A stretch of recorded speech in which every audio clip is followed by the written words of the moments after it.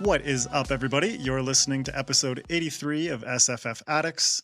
I'm your host, Adrian M. Gibson, and welcome to your weekly dive into the world of science fiction, fantasy, and writing craft. Joining me, as always, is my co-host, the Chewie to my Han Solo, the Joker to my Commander Shepard, M.J. Kuhn. How's it going, M.J.?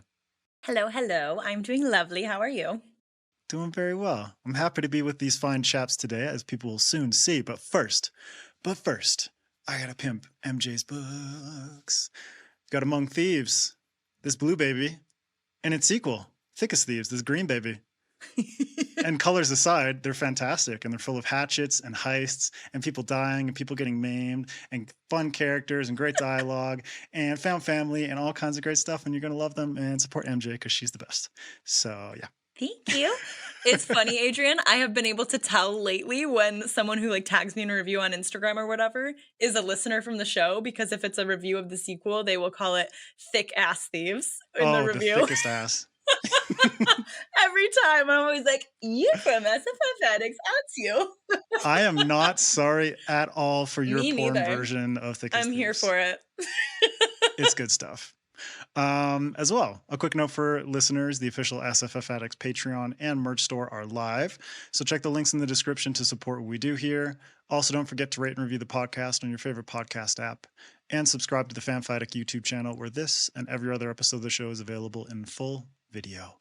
And now, welcoming those two fine chaps I mentioned earlier, returning to SFF Addicts to close out the year with us once again, the esteemed Dylan and Charles, longtime besties, the Chewies to one another's Han Solos, co-hosts of the Friends Talking Fantasy podcast. How are you both doing?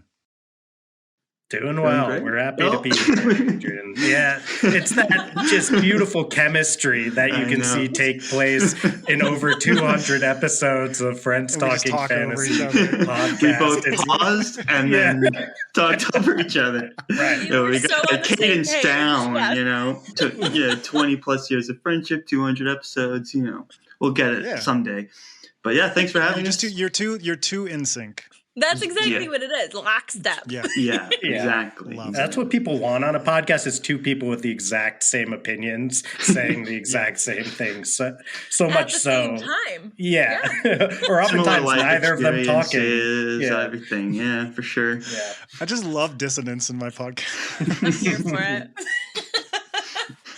Oh my God. Well, it's great to have you guys back. Lovely to see you. Dylan, I saw you recently in Colorado in person, which was fantastic. We went for a little hike up in the mountains.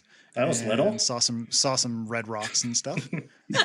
Adrian's a badass. So he's like, it was a little hike. And I came back and I was like, that was the most steps I've had in 3 years. Like, oh my God.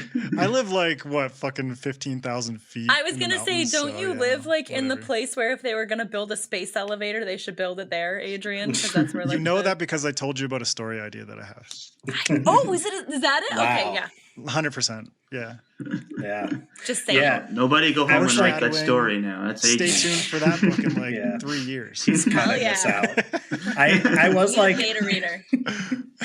I totally forgot, and I was like, Adrian, how you holding up in this Colorado altitude, which is then a half or a third high. I think it was he's like, yeah, no, it's nice to be at low levels for once. Right? He's like, this air feels so rich in oxygen. Yeah.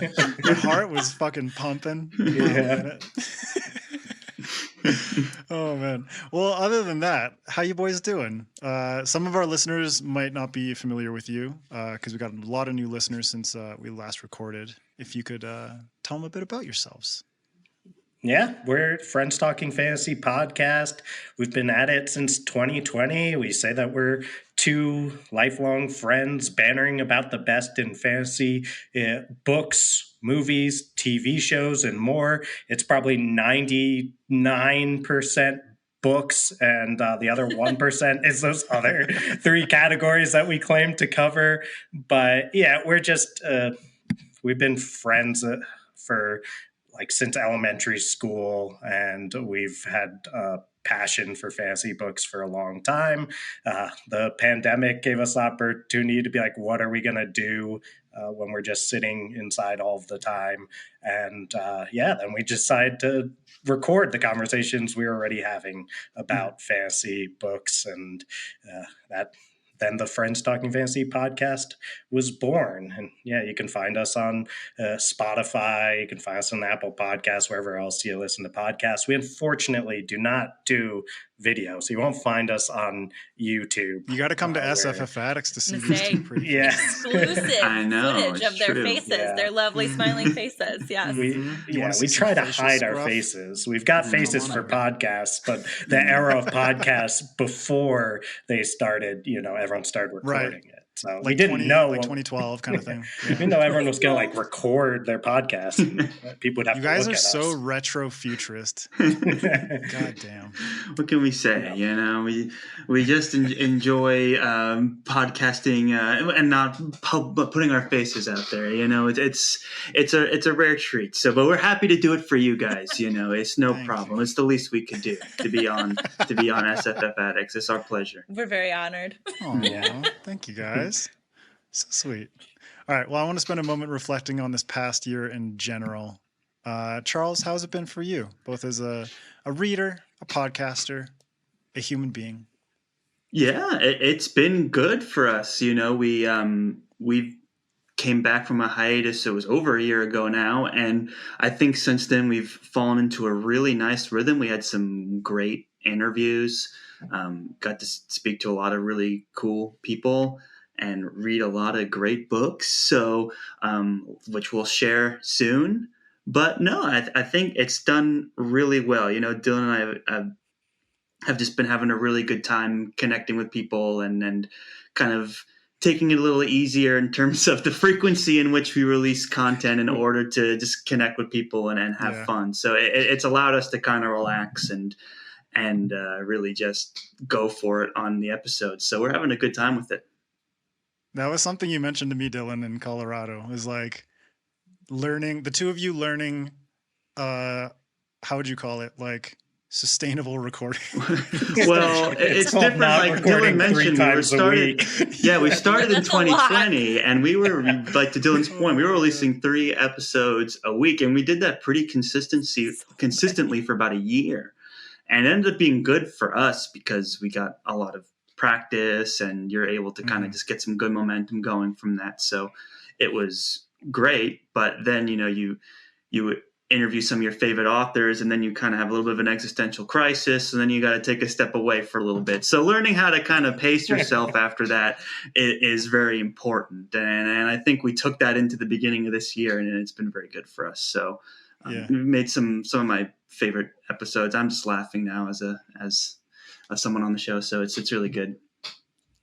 Yeah, it's like talk to someone like Mark Lawrence, and you're like, oh shit. I mean, this year too, like this is MJ's first year podcasting, and I wanna get a little bit of your reflections on how it's been, because it's like, welcome to the space, but also like here are some pretty fucking heavy hitters for you to chat with. No. I mean, it's been great. This has been so much fun. I have met so many cool people and learned so much. Like Adrian knows, every time we're interviewing somebody, I have a notebook on my desk and I'm like taking notes because I'm learning so much like from these great authors and amazing people we're talking to. I was thrown in immediately. My very first podcast interview that I ever conducted was with Travis Baldry. Do you remember that? Yeah. Which of course he's like just an absolute gem of a human being. So it wasn't scary, but like, you know what I mean? It's like, jump right in. The water's fine with a New York Times bestseller. You're fine. I think we did what was it? One episode of the playlist, which is our like Patreon bonus episode series. Yeah. And then we just like chatted casually over Zoom or whatever. And then I was like, all right, this is our first interview. We hadn't done any practice interviews, nothing. I was like, let's just... It's like, here when you go. do the practice, you just talk to the person and it's fun, And, MJ may have started this show this year, but she's no stranger to podcasting, of course. She's had some experience, including the Friends Talking Fantasy podcast. Absolutely. I like to Definitely think going to throw that in the show link. exactly. Yeah. So we had a wonderful interview back when Among Thieves came out. So yeah, you're a natural then, and it's good to see you finding a home now this year in podcasting. Flourishing. Yes. Flourishing. Podcasting space. Joining the cool podcaster club. Yeah. Yeah.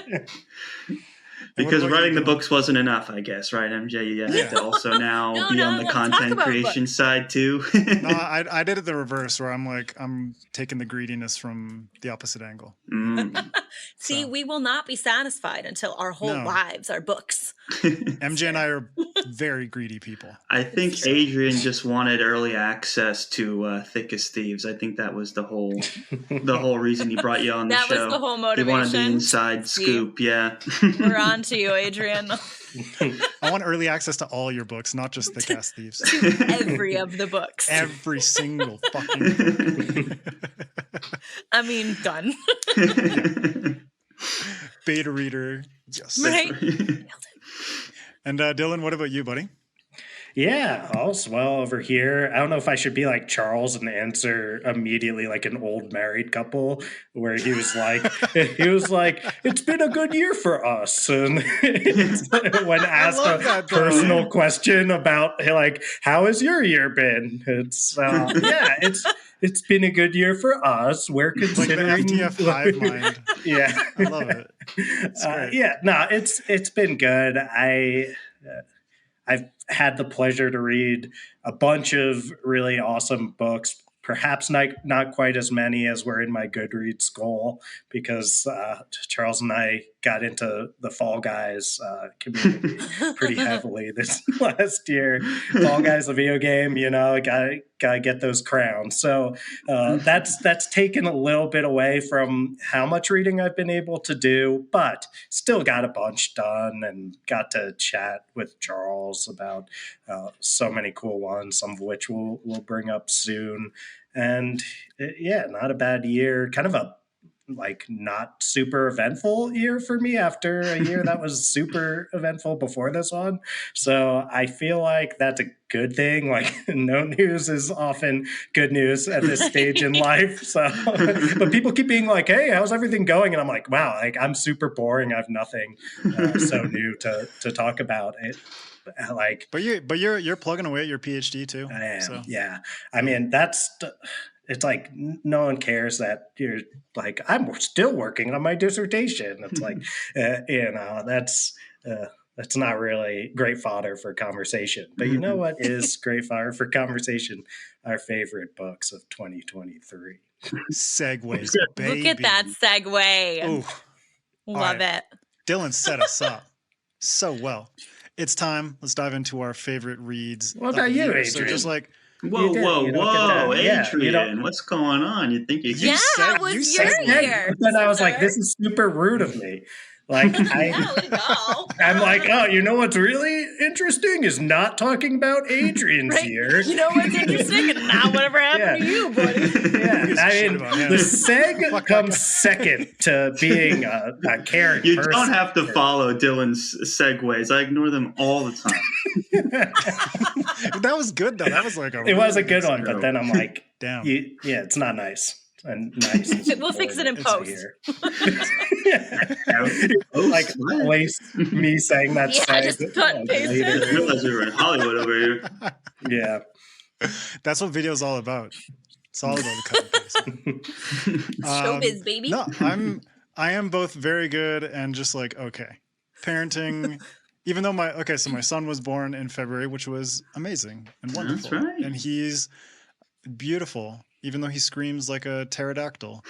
That's just par for the course when it comes to kids. That's how I feel about this as well. Little bebe. Yeah. But yeah, like parenting has been very tough, balancing two kids. But podcasting has been an absolute bright spot throughout the whole year in terms of like the people that we've gotten to talk to, getting to know MJ better and kind of like building our dynamic and just the amazing community and the way that people have been responding to like the new format of the show. the way people have been responding to like Patreon and supporting us. And just the community in general, man. Like FanFiAddict has grown exponentially thanks to Lord TBR David Walters. And there's just a ton more authors included in that. And there are just so many friends that I've made who are becoming friends with other people that I'm also friends with. So it's kind of like the community is just becoming this beautiful intermingled web of loveliness, and I really cool appreciate ass that. People. Yeah, just cool ass people and thick ass thieves left and right is good. So it's been great. And then on top of that, it's like you know, I'll be announcing it in December, but going to be publishing my debut novel next year. So people can look forward to that. That's exciting. And Fungal Punk. Yeah, Fungal Punk, man. I'm going to make it a thing. Yes. Actually, I think by the time this episode airs, will it be out already? I'll be announcing it either right before or right after this episode. So this airs. is either a sneak peek or just announce it right here, and then this is it. Yeah. You know, this is the announcement. You're ta-da, like this is the big deal. Congrats, that's awesome, dude. Like man. seriously, writing a book is freaking difficult. I don't know how you guys do it. So congrats. Thank you. But it's been a big learning process in terms of figuring out like how to write a first draft, how to edit a book, all these different stages. And then on top of that, doing the podcast, having that as a platform to be able to connect with other authors and ask them for help or ask them to blurb or all different kind of stuff. But then also from the podcasting side, knowing other podcasters and being like, hey, can I come on your show to talk about this podcast? Like setting up like a virtual book tour. And then also being part of a SFF review site and knowing different reviewers and different reviewers in the community. So kind of like, shit, I set myself up pretty good. All things considered. Nice. Yeah, I'm pretty sure that you did everything in the right order here is what we're hearing. Yeah. Awesome. So start a podcast if you want to go. Yeah. If you really want to play the long game. Yeah. Be 2 years into a podcast that takes a lot of work and preparation on your part. and then just go for it. Wow. You know? But I'm really excited. So you're kind of underplaying the year, but it's like you got a baby and a book baby this year. Yeah, so it's like, right? Book baby's next year. Oh, but they said December, isn't that? But it's coming out next year. I'm announcing it in December. And then it's coming out next year. So that will be a big deal then. So next year when we have this conversation, you know, things will pick up. You'll have the book baby. Mm-hmm. Yeah. The book baby I don't know if Dylan has told you, but apparently I'm coming on the Friends Talking Fantasy podcast to talk with you guys. Yeah. Thought about it'll be the FTF, not Friends Talking Fantasy. It'll be Friends Talking Fungi. Friends Talking Fungi. Yeah, that's okay. That'll be fun. He failed to mention that, but you know, we did not fail to mention that. It was you failed to remember. Actually, semantics, but like I'm petty enough where I'm gonna go back and find the text where I told Charles. Find it. I challenge you. It'll be later. You know, I got focused. I genuinely had no idea Adrian was writing a book. I was pleasantly surprised today. You're telling me I would have remembered such a thing. Dylan, how about this? You send him some petty shit later on, and right now Charles could just bask in hearing the news for the first time. Love it. Yeah, give me my moment, Dylan. Come on. This news twice. You don't get multiple moments, Charles. You get one. Oh my god. Well, speaking of moments, we're gonna shine a spotlight on various different books that we love and take a moment to talk about why we love them. So another great segue. Look at that. There we go. I'm not going to chop yours in, Dylan. I'm just going to keep it in there for the messiness, and I love it. It's raw. We're authentic here. It's real. People might not like it, but segs don't always result in going to the next part of the conversation. All right? Exactly. This is real podcast. Keeping the listeners on their toes. Yeah. Like, is it a segue? Ooh. They don't know. Tension, man. It's all about tension. That's what I've learned as a storyteller. It's all about keeping them on their toes. Oh man. All right. Well, just like last year, we're gonna do this round robin style. So we're gonna go one by one, book by book. Our choices are, can be sci-fi, horror, fantasy, trad, indie, self-published, and each person can rave about one of their top favorites. And we'll be sharing 3 each. And then we'll go to the next panelist. But if anyone has read that book or has some commentary, please feel free to jump in. I will kick us off with the chonkiest book I read all year, courtesy of MJ's childhood dream boy, Mr. Christopher Paolini. Wow. To Sleep in a Sea of Stars, which is just thick. It is like a third of my head. Yeah, that is a fat book. My favorite thing about it, though, flip it around so you see the spine. This is Life Goals. What's the title of this book? We don't fucking know. It's by Paolini. You'll buy it. It's just Paolini. That's a level of fame I could do like bicep curls with this thing. But To Sleep in a Sea of Stars, which is the first book in his fractal verse, sort of interconnected fictional universe kind of thing. It's 900 plus pages, so be ready for that. But it will be a magnificent journey from start to finish. If you like space opera, this is very, very hard sci-fi, but with quite an adventurous narrative going for it. So it's not going to be the kind of hard sci-fi where you're just so bogged down by facts and obviously he did do a lot of research in terms of quantum physics, in terms of faster than light travel, in terms of biology and the alien race that he created.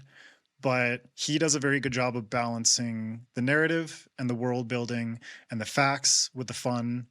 The main character is just, Kira is fantastic. She has a great voice, great sense of humor, almost has a bit of an Andy Weir vibe to her, in terms of that likable character that you can just latch onto and experience the mad batshit craziness of First Contact, of traveling across the galaxy, of interacting with different alien races, and basically this like galaxy ending narrative through the eyes of someone who's very much like a layman.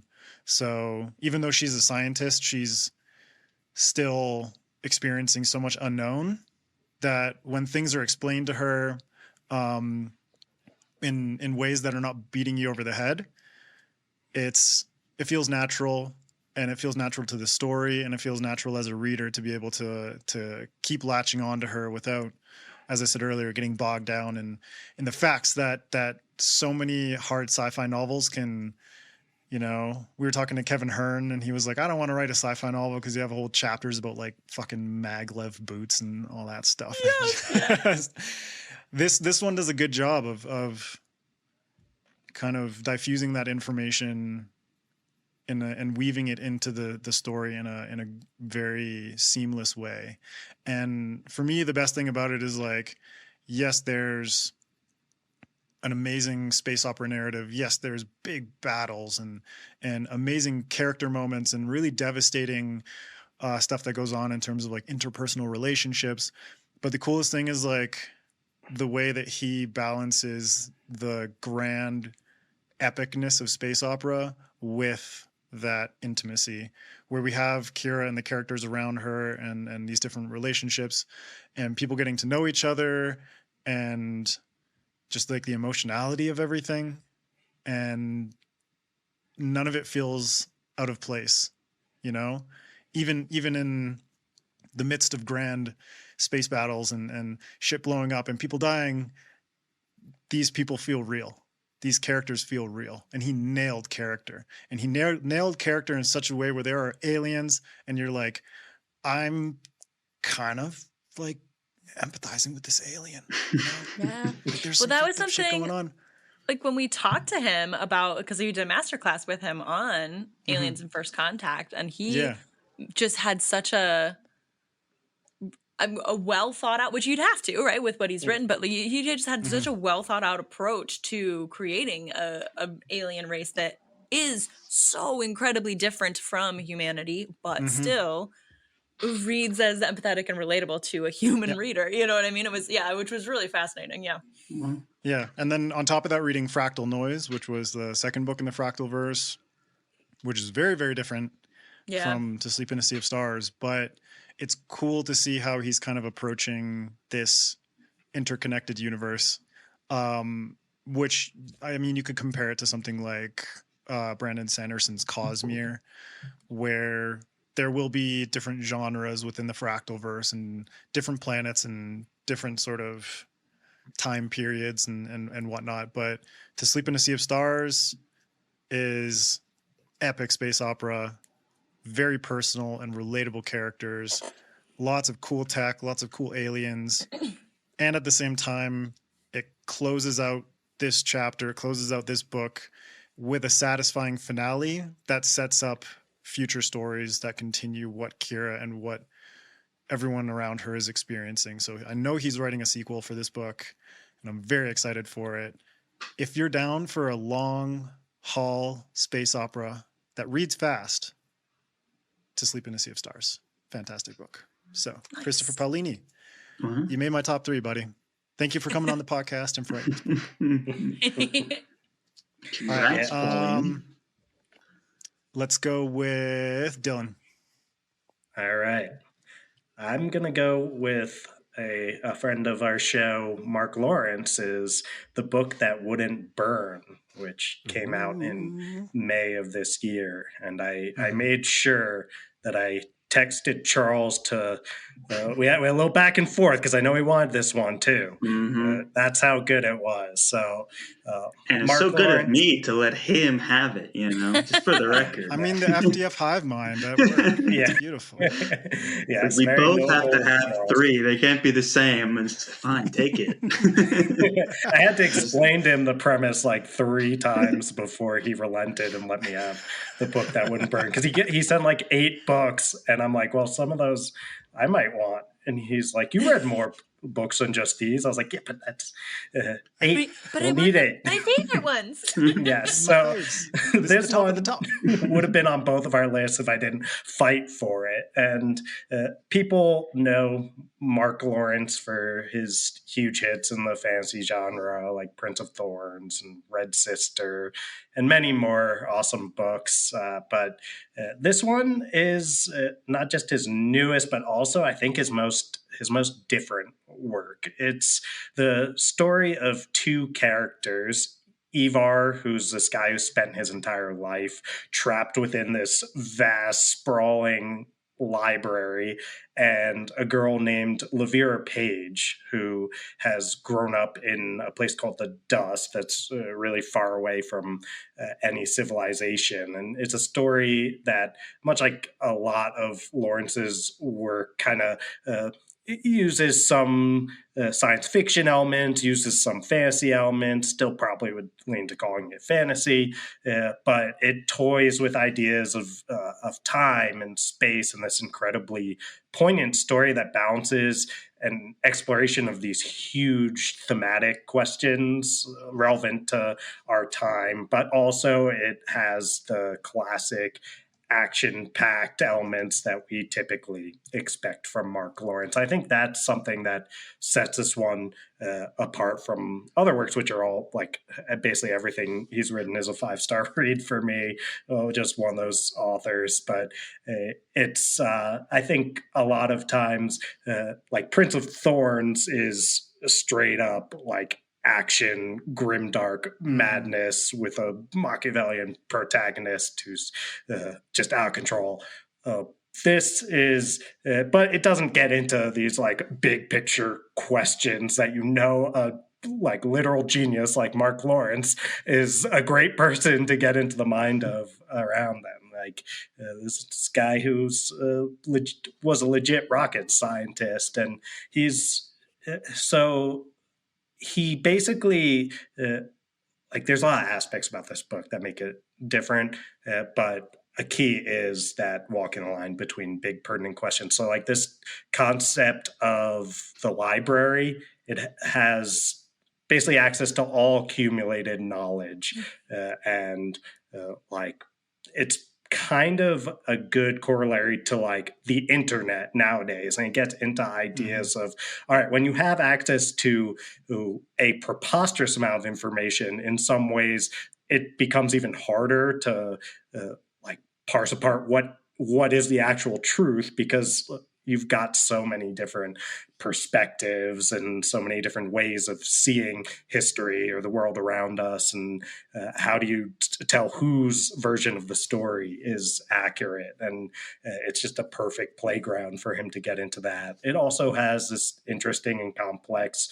love storyline to it, which I think receives more attention than I've ever seen like a romantic storyline get in one of Mark Lawrence's work. And I can't really get too much into it for spoiler reasons, but it's really complex and complicated, and also gives them the chance to dive into like some big picture questions. And character development, awesome as usual from Lawrence, but he also does something different in the sense that he pretty much has always, which is kind of hard to believe for someone who's written as many books as he has, he's pretty much always had like one point of view.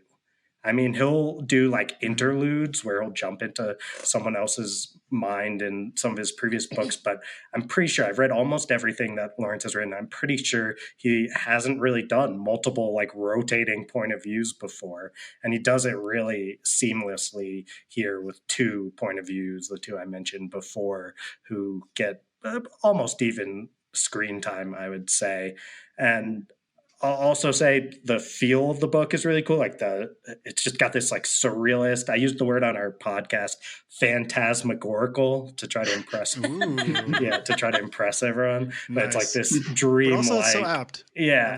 It is a good word for it, but it's also like Dylan looked up synonyms. And that's like cool PhD. That's like PhD Dylan searching up synonyms in his dissertation. Right? Yeah. Like I can't say dream like so many times. I got to see some synonyms. I need a new word. It's phantasmagorical. Yeah, that's a good one. But it's almost got the feeling of like if you like surrealist movies, it creates that kind of ambiance where like you sort of know what's going on, but it's sort of like hazy, and he balances that without ever making the reader feel like they're completely lost. So overall, fantastic book. Just book number 1 of the library trilogy, with The Book That Broke the World supposed to be on the way next year. And wouldn't be surprised if we're sitting here next year and I'm talking about that one, because Mark Lawrence, guy's got a gift. I'm very much looking forward to reading that one. Because I mean, just like the dreamlike way that you're describing it, it kind of reminds me a bit of certain aspects of Inception.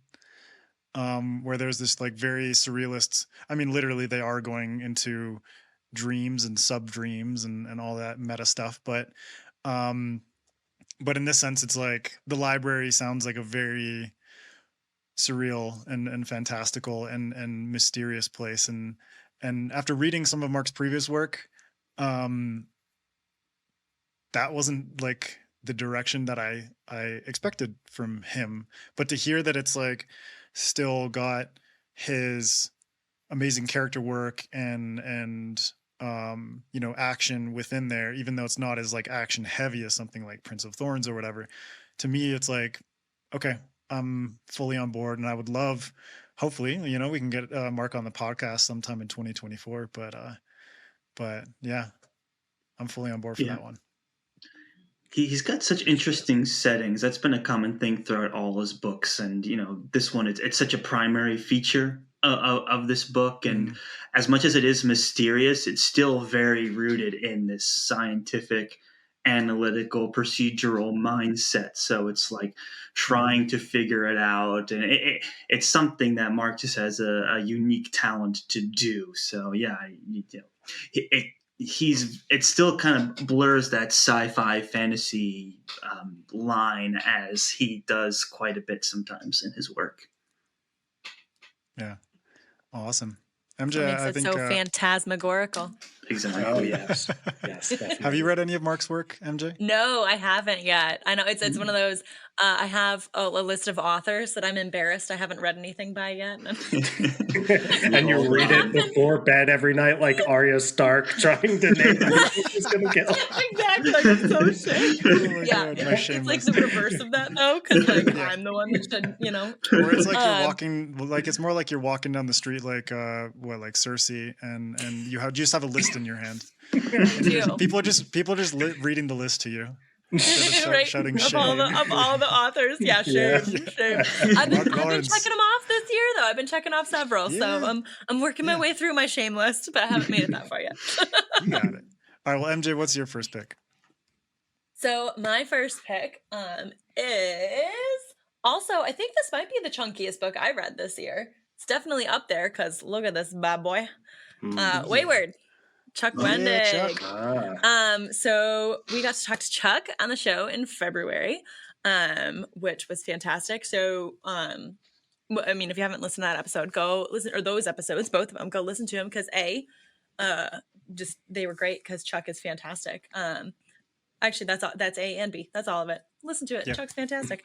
But if you did listen to those episodes, you know that like Chuck Wendig is like a bit of my like author origin story too, because I have been a fan of his forever, and I used to read his blog like religiously when I was a baby writer, like back before I had an agent or anything. And like, so I just like I love everything that he writes. But this is probably, I think I like this even better than Wanderers. I think this is my favorite book that I've read of his.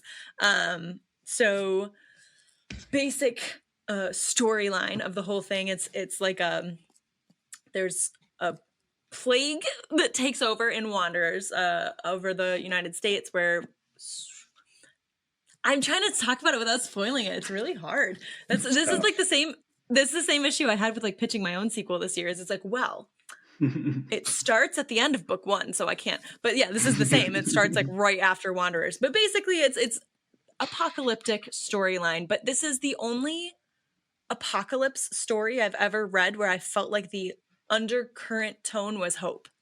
Right? Mm-hmm. Like usually the undercurrent tone is like a lack of faith in humanity, right? Dystopic Like, and pessimistic. yes, everyone is reverting to like their most evil, dark tendencies. The worst cesspits of the human spirit are the only things that survive in the apocalypse, right? And that's usually tends to be like what we see overall, right? Like you'll have a couple good guys and trying to scrappily survive, but they're like the odd ones out. Whereas I really felt in Wanderers and Wayward, it was kind of the opposite. You got bad guys, you got people doing crappy things and being crappy people, but the overall tone is hope. And I really, really liked it. And this book made me cry, which used to be a rare thing, but actually 2 of the books that I'm talking about today made me cry.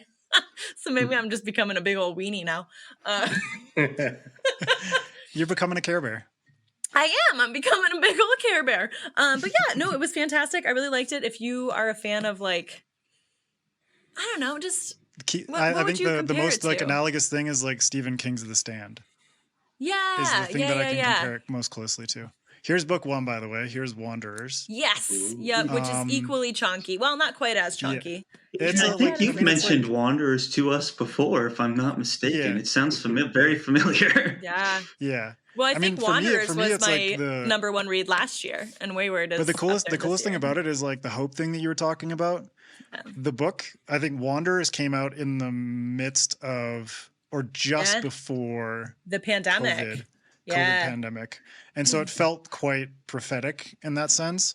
But the fact that it's about this pandemic and the way in which it unfolds and the ways in which government actions in the world of Wanderers kind of like crumble felt very reminiscent of what was happening in the real world. But the thing is, the people, the characters in this book and in Wayward, they carry the hope along, and they bring the sort of necessary positivity and forward thinking that I think a lot of people who went through COVID and went through that pandemic needed, was just a sense that like there is something at the end of this. There is hope. Not all of it is like doom and gloom and what the media says and the numbers of how many people are sick or dying or what have you. So it's kind of like interesting to see this is the book he wrote before the pandemic, and Wayward and is then the book this he was wrote the one after the pandemic. he wrote after. No, for sure. And like, I mean, there's dark moments too. There's some, obviously I told you I cried. There's some stuff The Road that's dark, by Cormac McCarthy is another comparison. That's another that I've heard comped to Wayward too, and I see it. But also there's a doggy in this book and his name is Gumball. Gumball's the best. That's another reason that I recommend this book, because of Gumball. Dogs. But so there you go. That's my first pick. Wayward. Chuck Wendig. I love it. Very interesting. Highly recommend it. Chuck, you were awesome. Thank you. It's like the nicest guy too. Yeah. Very good. And Charles, what's your pick? Okay, well, the other day Dylan was texting me, "Oh, what are you gonna pick?" And I texted him. He's like, "Oh, leave some for me." And I was like, "Okay, fine."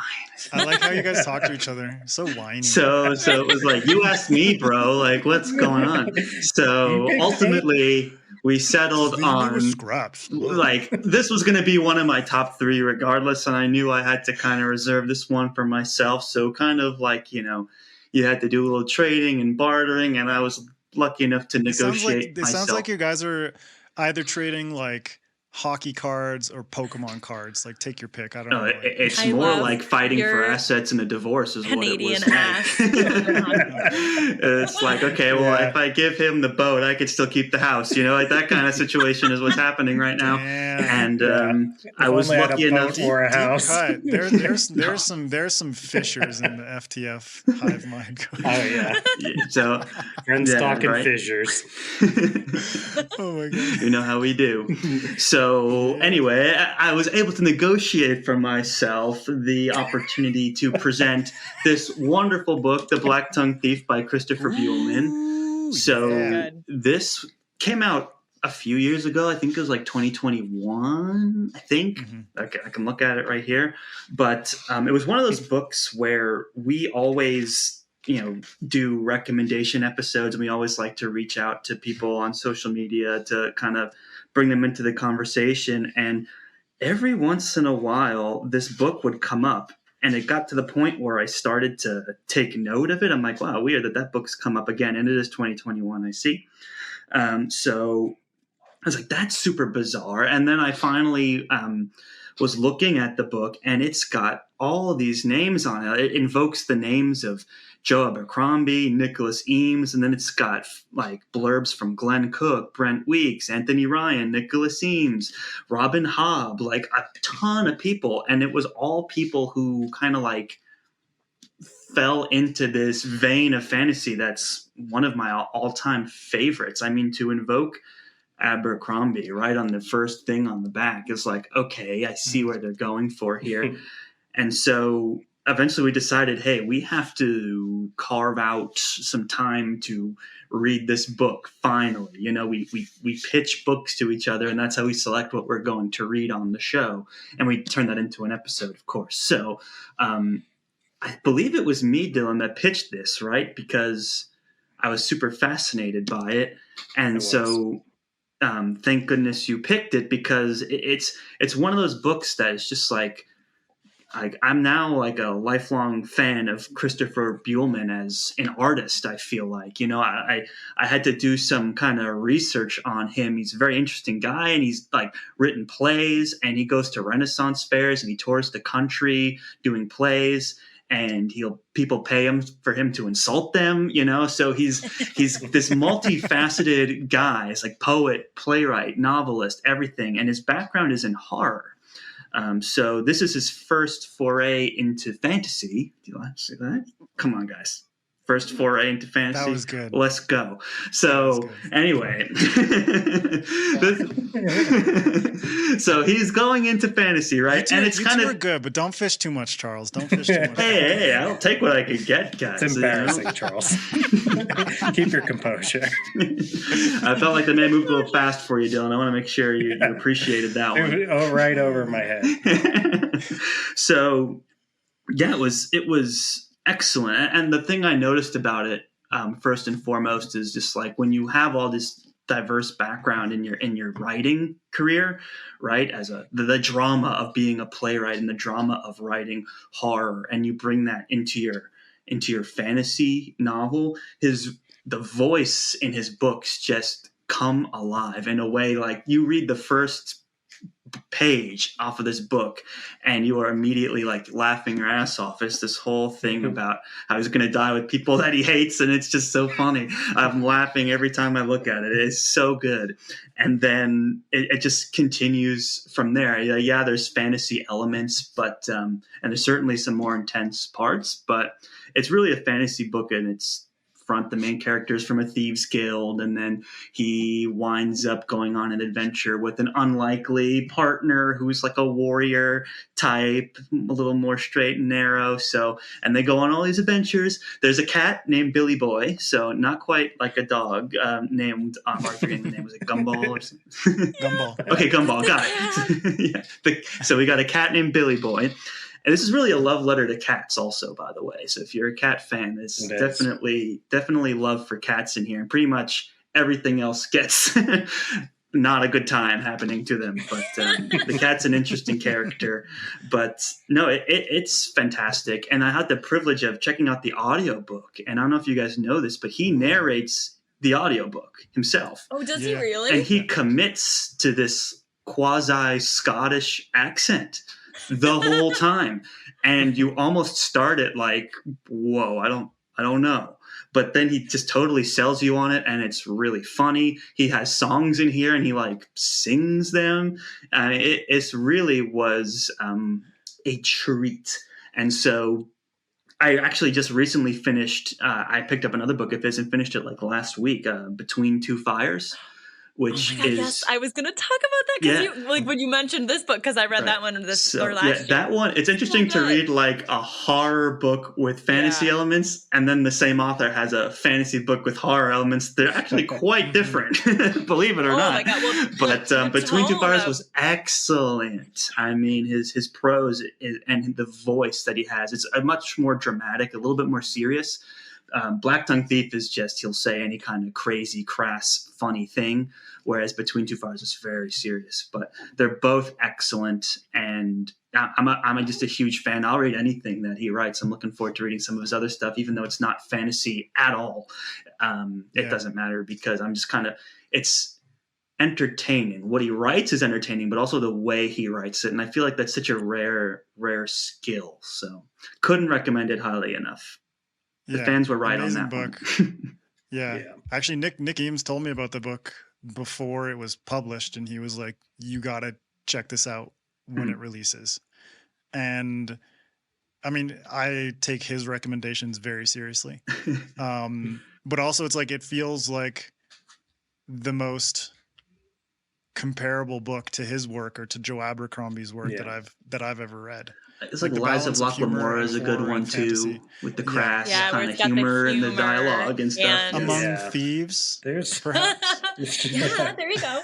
I loved the Blacktongue Thief. I think in my review of it, I said I would read A Grocery List narrated by Kinch Nishanik, who's the main character, right? Just because the character's voice is like so compelling. But and then I had the pleasure, because our books released like pretty close in time, Blacktongue Thief and Among Thieves. And so I was actually on a whatever thing, panel, whatever, with Christopher Buellman, and he's like just like the most delightful guy. I say that about it's so funny how many book people I meet that are like way successful, and then you meet them and they're just like a dude that's cool, like, you know what I mean? Yeah, he's delightful in person too, which is just like makes me like the book most book people are, most authors are, honestly, at this point. Book people are cool people. They're cool people. Yeah. But I highly recommend anyone, like if you want like some really tongue-in-cheek fantasy, but man, that voice, like it is so good, and the way he blends the genres together, it's like you can see his backgrounds just coming to fruition in this book. And it's like amazing humor, amazing intensity and horror, but also like so fantastical and fun, and then like D&D elements that kind of come into it, and it's You could tell in this one too, what I think made this one really pop off compared, like, you know, he's built up this career. All his books have been like praised, but I think this one just gets talked about more than all the others. And he just really was, I could feel the restraint just gone in this one, just totally unrestrained, say whatever he's thinking, to like let his voice come out 100%. And it was just charming is the best way to describe it. It was really a fun read.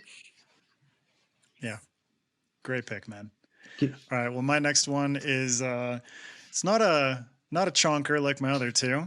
But it is one of the most enjoyable things that I've read this year because I adore the author, adore the world, and the series that it's kind of building off of, and that is The Jade Setter of Janloon by Fonda Lee, which is a beautiful, beautiful novella, just in terms of the packaging itself. You know, with this look at that cover. Gorgeous. I think it was like a limited edition through Subterranean Press. And I ordered it to my parents' house because ordering things to Ecuador is just like a shit show. And I had to wait like a year to pick it up until I went to my parents' house back in June. And I read it as soon as I arrived. I was like, I know this book is there. And I'd been missing some Greenbone Saga. God, my parents would have lost that thing months before I got there. I would never. But that's gone. Never seen it. A package I shipped to them a year ago, gone. They still have a box of books that I left there from like a decade ago. So my parents are those kinds of people. Wow, that's pretty sweet. I'm going to start shipping stuff to your parents' house then. Yeah. Right? A better chance of being held on to. Give me their address and can hold it for me. So this takes place in the world of the Greenbone Saga, which is Jade City, Jade War, Jade Legacy. It takes place during the events of Jade City, so the first book. But obviously, it's about a jade setter in the city of Janloon, which is where most of that series takes place. But what's so cool about it is kind of how seamlessly it ingratiates itself into the world and sort of like the machinations and sort of hierarchies of the world of the Greenbone Saga. In Janloon, you've got two big competing crime family. They're basically like gangster families, but in this world, they're not viewed as gangsters or criminals. There are these two families that have status and hierarchy built on a culture of jade. The jade is infused with magic, and so they hone their skills and basically like incorporate this jade into their body through like earrings and studs and necklaces and different forms of jewelry and whatnot. And that jade allows them to, you know, have super strength or the ability to jump farther, heightened senses and different kinds of stuff like that. So it's a really cool kind of soft magic system. But this book, what made it so good is that whereas the Greenbone Saga focuses so much on like the gangsters and the people who have so much power within this world, this book is a much more localized, much more sort of intimate look at someone who has a certain type of power in this world, which is a jade setter. And what the jade setters do is they're the ones who are putting the jade into weapons. They're the ones who are setting the jade into like a sword, or they're the ones who are shaping the jade into the form of an earring or into the form of like a stud that the warriors then put into their skin.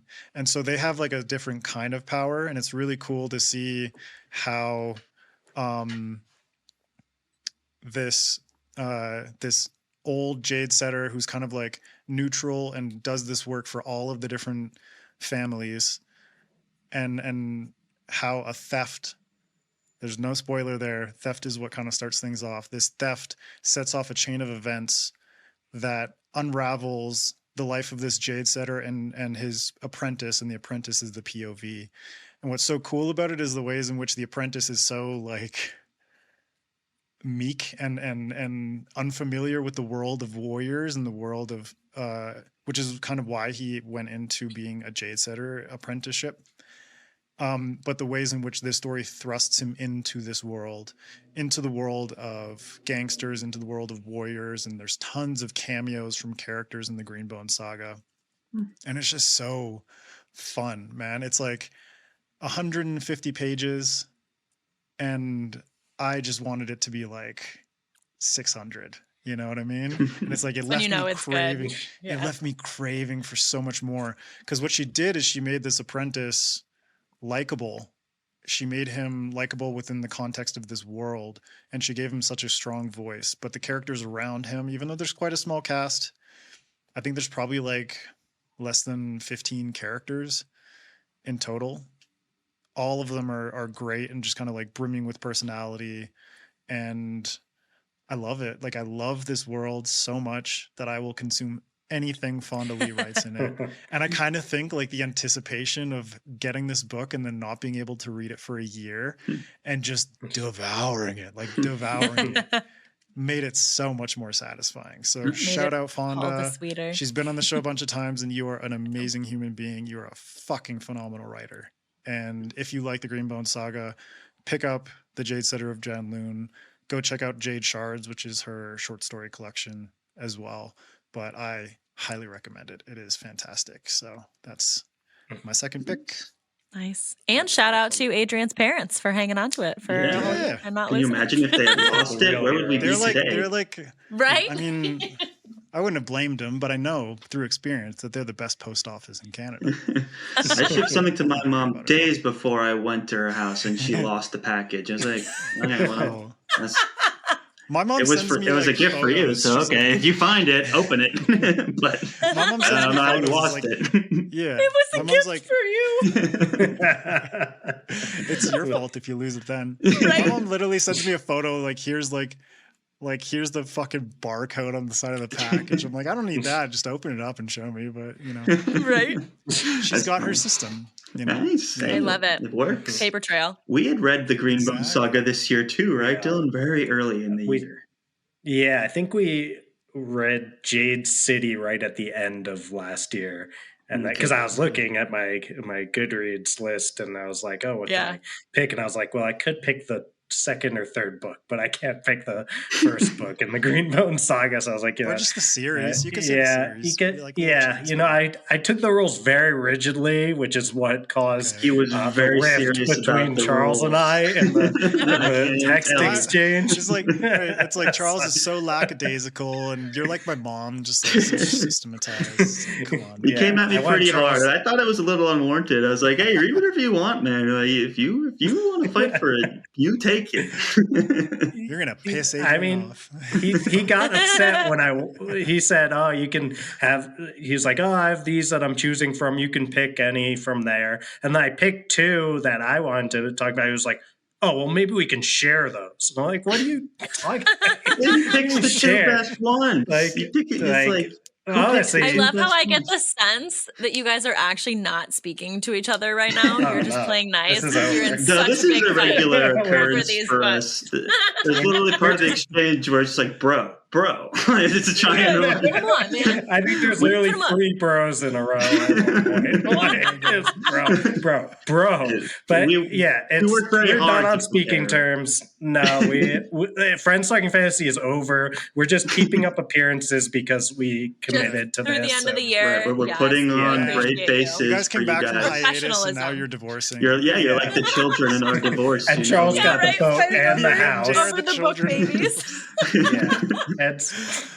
So it's anyway on the Greenbone saga. I'll say that's great to hear that she did the novella so well, because I think some of the strength of the Greenbone saga is her willingness to she does really a lot of exposition. Like she's someone who's pretty open about actually like there's show don't tell thing. Like telling is actually a really important part of the craft, and she's willing to go deep into world building, and she's also willing to span long periods of time.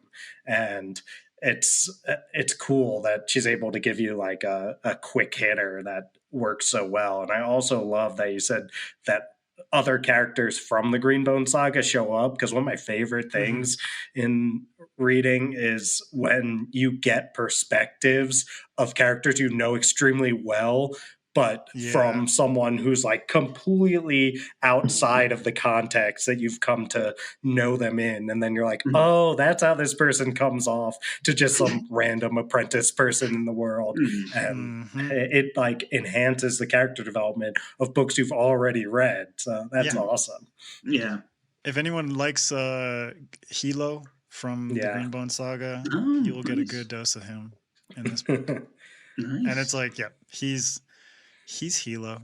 He's Hilo. He's Hilo. Yeah, I was saying. That's all you gotta say. All I gotta say. All right, Dylan. Well, after all of your infighting, what's your next pick? Well, this one is one that Charles hasn't read, and I am going to go with a different order to stick with the novella theme, because nice. This little book here, This Is How You Lose the Time War. It's by El-Mohtar and Max Gladstone. They wrote it together. It's actually a super interesting story of how they wrote it together. But they met on a writing retreat, and they started just like writing it, or I don't know if they actually like met there or what, but they started writing it together over letters. Like they're writing letters to each other from the perspectives of these two different characters. Like the two characters are Red and Blue. And I describe this book as Spy versus Spy meets Romeo and Juliet in a science fiction world based around a time travel driven war between two post-human societies. You know, that old yarn. So that old yarn. The coolest thing is, Dylan, like the fact that they were writing it to each other in letters fits perfectly. Well, with I was going to say, having read it, that makes sense. In letter form. Yes. So the agents are like writing letters to each other. Exactly. Yeah. So I guess folks have read this one. Yeah, it's an epistolary novel. Yeah. So that's in the another phantasmagorical word. Phantastic-magorical. That's how I would describe this word. It's another like when I'm trying to figure out what I'm going to say, and then I'm like, ooh, what is an epistolary novel? And then I like present it like I always knew it in the podcast. So you say it with confidence. That's all that matters. It's probably not even pronounced that way. But we've got Red, who works for post-singularity technotopia that's called The Agency, and then Blue, who works for an entirely organic future organization called The Garden. And they're kind of on the two opposite sides of a war where each future organization is trying to shape the past to align with how they want the future to turn out, one that favors their own vision, and obviously the tech versus the nature stuff. But we've got Red and Blue, and they're kind of like the best at what they do, but they've been doing this for like who knows how long, like endless amount of time, and they're just like bored by the Time War after all these timelines of doing it.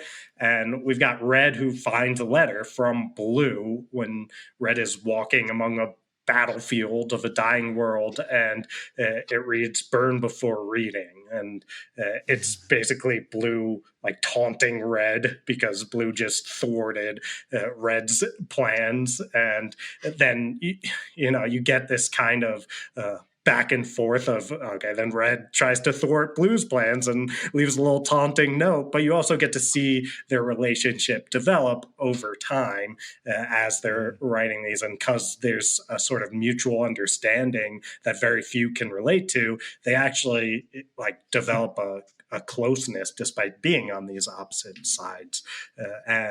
It's really cool, and it's cool thinking basically like one of them's writing Red and one of them's writing Blue, and they're literally writing these letters back and forth to each other. And that's how a now like Nebula Award winning and Hugo Award winning best novella has come to be.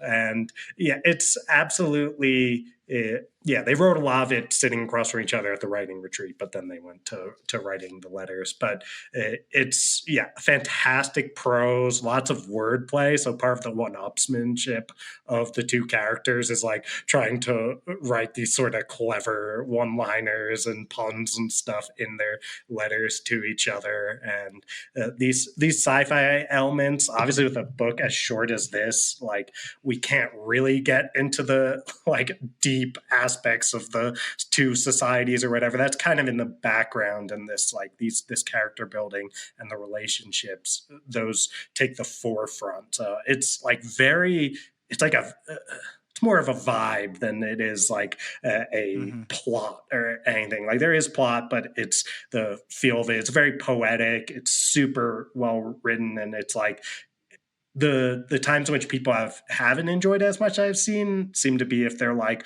why didn't they like, I don't even know how this post-human technotopia works. And it's like, what did you think you were going to get with this? But it's like... No, but that's not the point. Like, exactly. Right. I've seen a few of those, and, more power to you. I'm sure there's lots of great sci-fi for you out there if that's... the way you want to read, but this is not going to be that.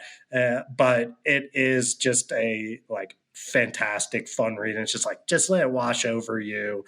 That's the way to go with this one. Don't focus too much on like explanations in the deep sci-fi way. But great characters, great relationship, amazing poetic prose. And who doesn't love an epistolary novella? Yeah, for fans of Frankenstein and whatever. Which I also read this year for the first time. I was on an epistolary kick. Wow. You were. Yeah. Year of the epistolary. Yeah. I love it. Yeah, I really enjoyed that novella as well. And I think I just kind of like let myself go with it. I had no expectation about what it's about, and I came to that realization, like, the world is not as important as the relationship. Like, it's just a framing for this developing rivalry that turns into something more, because here are two people. I don't even know if they're people. They're probably like post-human. Like, yeah. Who, two beings, like yeah. Two cyborgish thing, and one's like a nature being. Like, who find solace in the fact that there's someone out there who understands them, but it just so happens that they're on opposing sides in the time war, which is fascinating. But it's like, everything else is kind of like set dressing, and it's a novella, so just fucking deal with it. Just roll with the punches. Great pick though, man. Nice. MJ, what about you? All right. Book 2. So my next pick, I was joking this year that I was not having a hot girl summer. I was having a goth girl summer, because I accidentally read like 3 books in a row about death. I didn't even mean to. Like, I have this horrible habit. I don't read the back cover. I just like will have people that I trust recommend a book to me, and I'll be like, that's okay, a good I'll habit. just buy it. And then then I just go in just like blind. That's what I did with This Is How You Lose the Time War, and I had no idea exactly what it was about, and I enjoyed it. Right? Well, that's what I did with The Midnight Library, which was recommended to me about 1 billion times. So this book is about a person who's having like a midlife crisis, or like worse, like they're just really in a very low spot. And they try to, end everything. And when it's a goth girl summer. It was a book about death, okay? But when they're kind of got bangs now, deal with it. Yeah, I got my emo bangs going. But when they're hovering in this space between life and death, they go to a place called the Midnight Library. And in the Midnight Library, they get to, every book on the shelf is a life they could have lived had they made different choices. And so they get to kind of dive into these different lives that they could have lived had they never quit this, had they never broken this relationship, had they never whatever. Yeah, it's really good. It also like, you know, I feel like I texted a friend of mine and was like, hi, I feel like burned out former millennial gifted kids. This is our poster child book, right? Because it's basically like, you know, if you were like in the advanced classes in high school and you're like, oh, a gifted kid. And then you get to the real world and you're like, oh, I'm just like a person. You know what I mean? Like, oh, I'm just like a normal guy. The real world doesn't give any shit about your praises. Right. Well, that's the thing. Like, there's so many people that were in that, like, you know, group or whatever that you get into the real world and it means nothing. And, you know, it gives people a little bit of an identity crisis. And I think there's a lot of people like that out there. That is the main character of this book. That's one of their struggles, I think. But yeah, it was really good. I texted, if I could find it quickly, I would just pull it up. Maybe I can. I texted my mom a picture of me immediately after finishing reading this book to tell her that she needed to read it. And she did read it and she liked it and she bought herself a copy. So it was a good recommendation. You're welcome, Mom. But I sent her a picture. I am just sobbing, like just like openly. It's a really ugly picture of me. It's going to be really funny if I can show it to you guys. But like, we're talking like forehead vein poking out. Oh yeah, here it is. Oh, wow. We need one of Charles like that. You know, he's never cried from a book. That's this was my mom. You need to read this book. It just broke me. But yeah, it was really good. It was really beautiful. It was like pretty much the last like maybe 20 pages was just that, like just sobbing and like trying to like read through sobbing, but not like in a sad sobbing, more in like a cathartic release sobbing kind of way, right? Because the book is really dark, but the ultimate message is very hopeful. And yeah, it was really good. It's kind of, it is fantasy in the sense, right? Because it's like this kind of space between life and death, but it is a lot more like general fiction, I guess, more than stuff I normally would read. But yeah, if you too would like to have a goth girl summer, or winter now, check out the Midnight Library. That seems appropriate. Goth girl winter, you know, everything. Goth girl winter, yeah. Layer up. Yeah, just send me that picture, and I'll just put like some text like goth girl summer. Goth girl summer. I'm just sobbing. The Midnight Library. Lots of libraries today. I was thinking it's a library forward episode. I mean, it makes sense. Libraries. Right? Shout out to libraries and librarians. Like, thank you all for everything that you do. Yeah. Where would we be without MJ, the library? Yeah. We would be nowhere. I mean, I wouldn't have had like the Scholastic book order when I was a kid. I wouldn't have started reading all those series that I started reading. Redwall. Yeah. Redwall. Yeah. Lemony Snicket. All that hot shit. All that hot shit. Yeah. Goth Boy Summer. Goth Boy Summer. You're like, that was me every year. Yeah. Goth Boy Summer. All right. Charles, what's your second pick, buddy? All right. So I'm going to pick one that I wasn't expecting to read this year. Someone had gifted it to me over the holidays last year. And then I was like, oh, it's a beautiful book. I'll give it a shot. I'd never heard of it. Don't know what it's about. So I'll go right into it. As, you know, common story for this year, it seems like. And it is The Spear Cuts Through Water by Simon Jimenez. It's a really interesting story about this tribal guy who ends up going on this crazy quest, but it's told from like multiple different time periods and point of views. It's like very surreal, and it's very the way it's told, it's almost like a play, kind of like what Blacktongue Thief sounds like, but almost every single page it's got these like chorus breaks for lines, and it's like literally every page, so it happens quite a bit. And it affects the pacing of the story in a really unique way. It's basically this kid in modern day. He has these dreams of like his ancestry from a long time ago. But in his dream, he's like attending a play, and it's like a spiritual, magical thing where the play's actually happening, and he's connected to other people having the dream. But then when you watch the play, it then switches to POVs like of the play itself, but happening like it's the main story is the play and the characters in the play. And it's really fascinating. So what happens is you get this really like intimate, creative story around identity and around like the sense of passing down a legacy, or like it's the sense of belonging that identity can have when you're like through your ancestry. And most of it is told in this fantastical play where this guy's got a spear and he's fighting, and he gets all wrapped up in this kind of royal family dispute, and they have this emperor who's super magical and all his sons who are also magical, and they're all like evil tyrants because they're the only ones that have magic really, and they just use that to oppress everybody.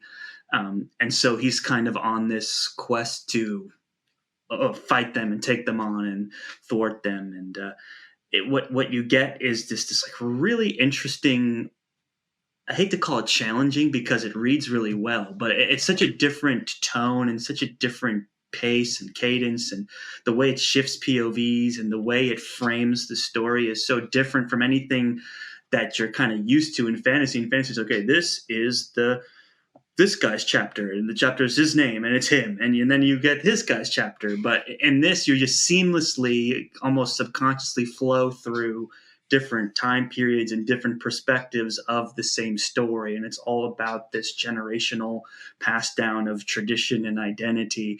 And what you get is this just really thoughtful, romantic book that just kind of teach you how to appreciate the beauty of life, even when things get really, really crappy. So most of the story is them going on this really seemingly impossible adventure, and there's all these creatures and evil emperors and their sons that they're trying to escape from. And the book is just absolutely gorgeous with all this like really bright, beautiful cover work. And I don't know, it's just like the whole thing. It was more like an experience than anything else. You know, like it's just like a dream sequence, like the whole time. And phantasmagorical. It's very phantasmagorical, but it also treats itself very seriously. It's written almost like poetry / Greek chorus kind of way that it's written, and it takes place over like 3 or 4 days, I think. So just a really interesting, it's like tight timeline. Yeah, tight timeline, just a really interesting story. And sometimes like you try and figure out like who is the voice of the chorus, you know, and it's kind of fun to figure out what's happening, not just in the story, but across the different generational point of views. You're getting all experiencing the same story, just in different ways. So really interesting book. The author, Simon Jimenez, I didn't know anything about him.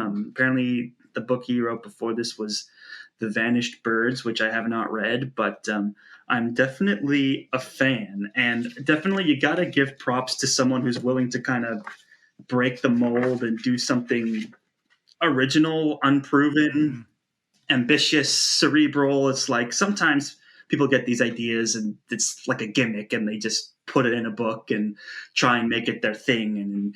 And but in this, it's really sincere, and it's all part of the poetry around the theme of this, like, hey, we pass down tradition through story, and then you experiencing it, the same story, differently because you're several generations away. It's almost like World War II kind of is where one of the characters is, and then the other character's like way back in time. So, and it's just really interesting. And if you're looking for something just totally different to kind of break through the reading schedule, because I know for us, we read a lot of the similar kind of swords and sorcery fantasy, and we read this pretty early on in the year, and it was like a spear cutting through my readings library, or you know, it definitely broke up the pacing of everything that I was reading. So highly recommend if you're looking for something different too, and great representation of like the LGBT scenes and stuff like that. Is really modern in that aspect too. So if that's something that is super important to you, I think you'll be very pleased with this book as well. So Man, that sounds so Sounds really good. fucking fascinating. It's an odd one, but he pulls it off. It's like, You sold me on it. Though. I know, same. I literally wrote it down. I'm like, if you okay, can get your hands on okay. a hardcover, I highly recommend it. It's worth it. Yeah, with those maps. That's Look at beautiful. this. Because I think the world is on like the back of a turtle or something. Not unlike this world. Like there's these creatures. It's interesting. Wow. Mm-hmm. Turtles all the way down. Turtles all the way down.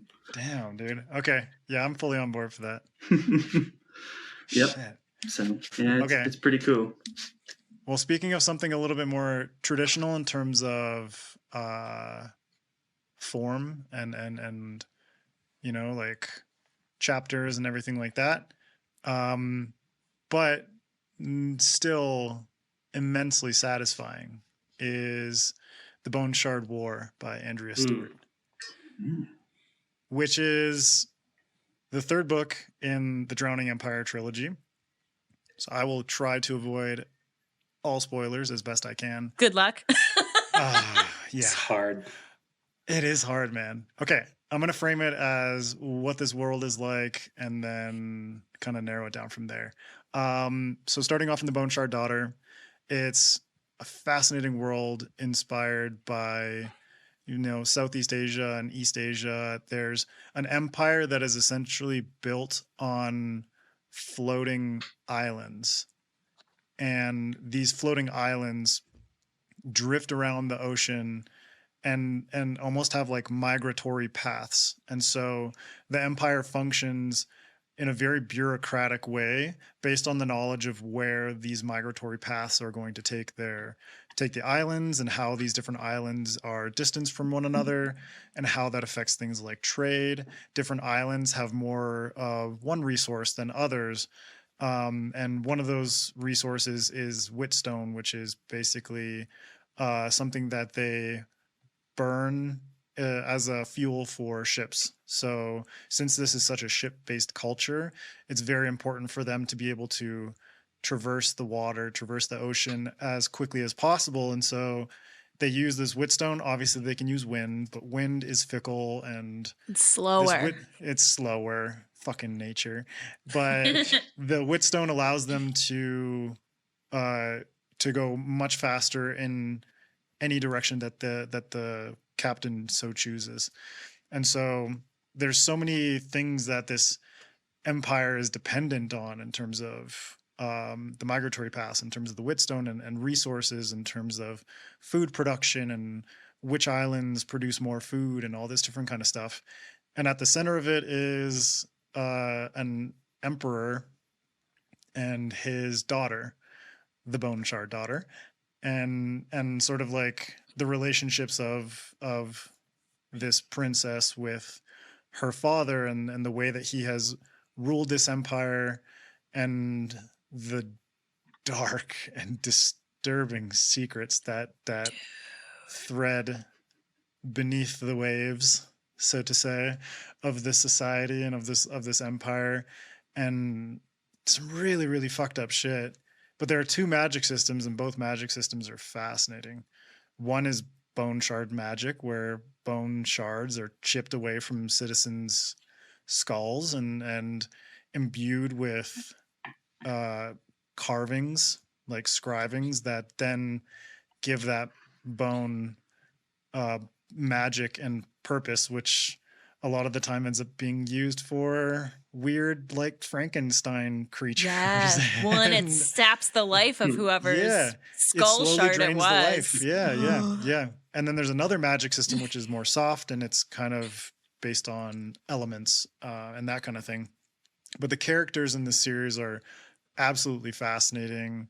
Lynn, who's the princess, and then there's Jovis, who's kind of like he's a sort of a vagabond, kind of seafarer, thief, bit of a shithead.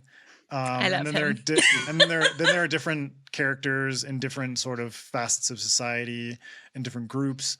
There are all these competing factions where there's the Empire, but then there's rebels and there's Mephi. And there's Mephi. Don't not talk about Mephi. Sort of like an adorable like sea otter fantasy creature who ends up coming into Jovis's life. And over the course of the series, it's like these different relationships. It's like Jovis's relationship with Mephi and how Mephi's growing and gaining powers as a sort of like fantasy creature. Jovis and Lynn and all these different characters and how their lives interweave with each other.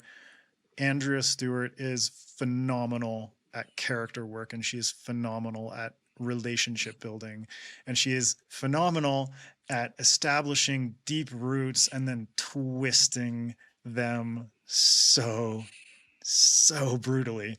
And so she's very good at twists.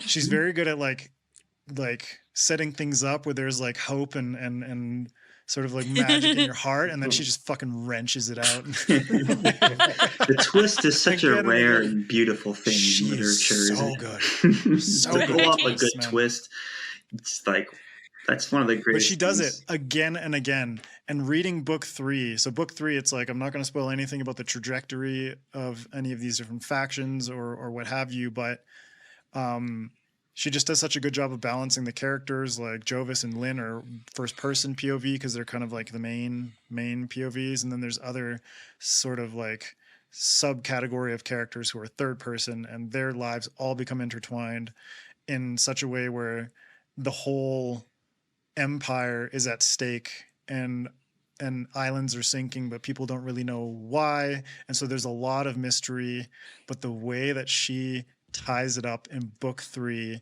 and the way that she reveals those mysteries, the things that she set up in book 1, the payoff in book 3, my God, just that's awesome.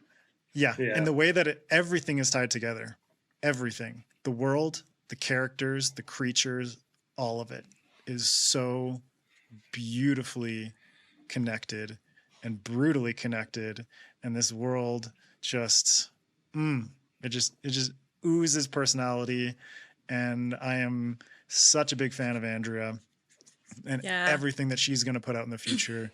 And it's like MJ and I have had her on the podcast. She's been on a bunch of times before. Me and her bond over the fact that like we're both parents and both our kids are at the same age. And so it's just like parenting woes and all that shit.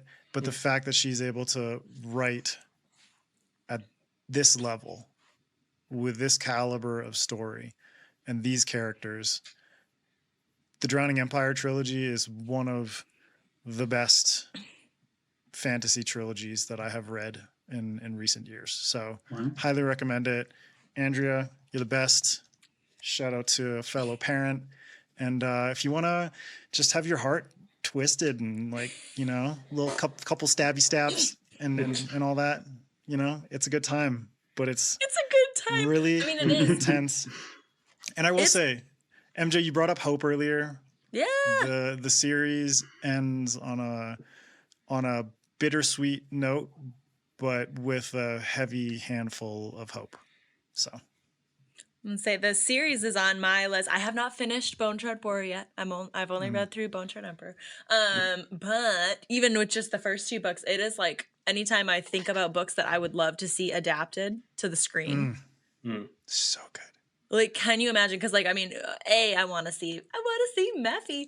But B, I mean, really, the main reason why I think it would adapt really well to the screen is like, I mean, there's a lot of very cinematic action, but also the constructs, those Frankenstein creatures, I think it would be horrifying. You know what I mean? You could get like some really cool fantasy / horror elements together. It's almost like body horror with those. Oh, it would totally be body horror. Because reading it was one thing, but I think actually seeing it would be really, really, really scary. But yeah, I always am like, ooh, I want to see it adapted. So Netflix, get on it. Come on. I could even see it being an amazing anime, like an anime or like a animated too.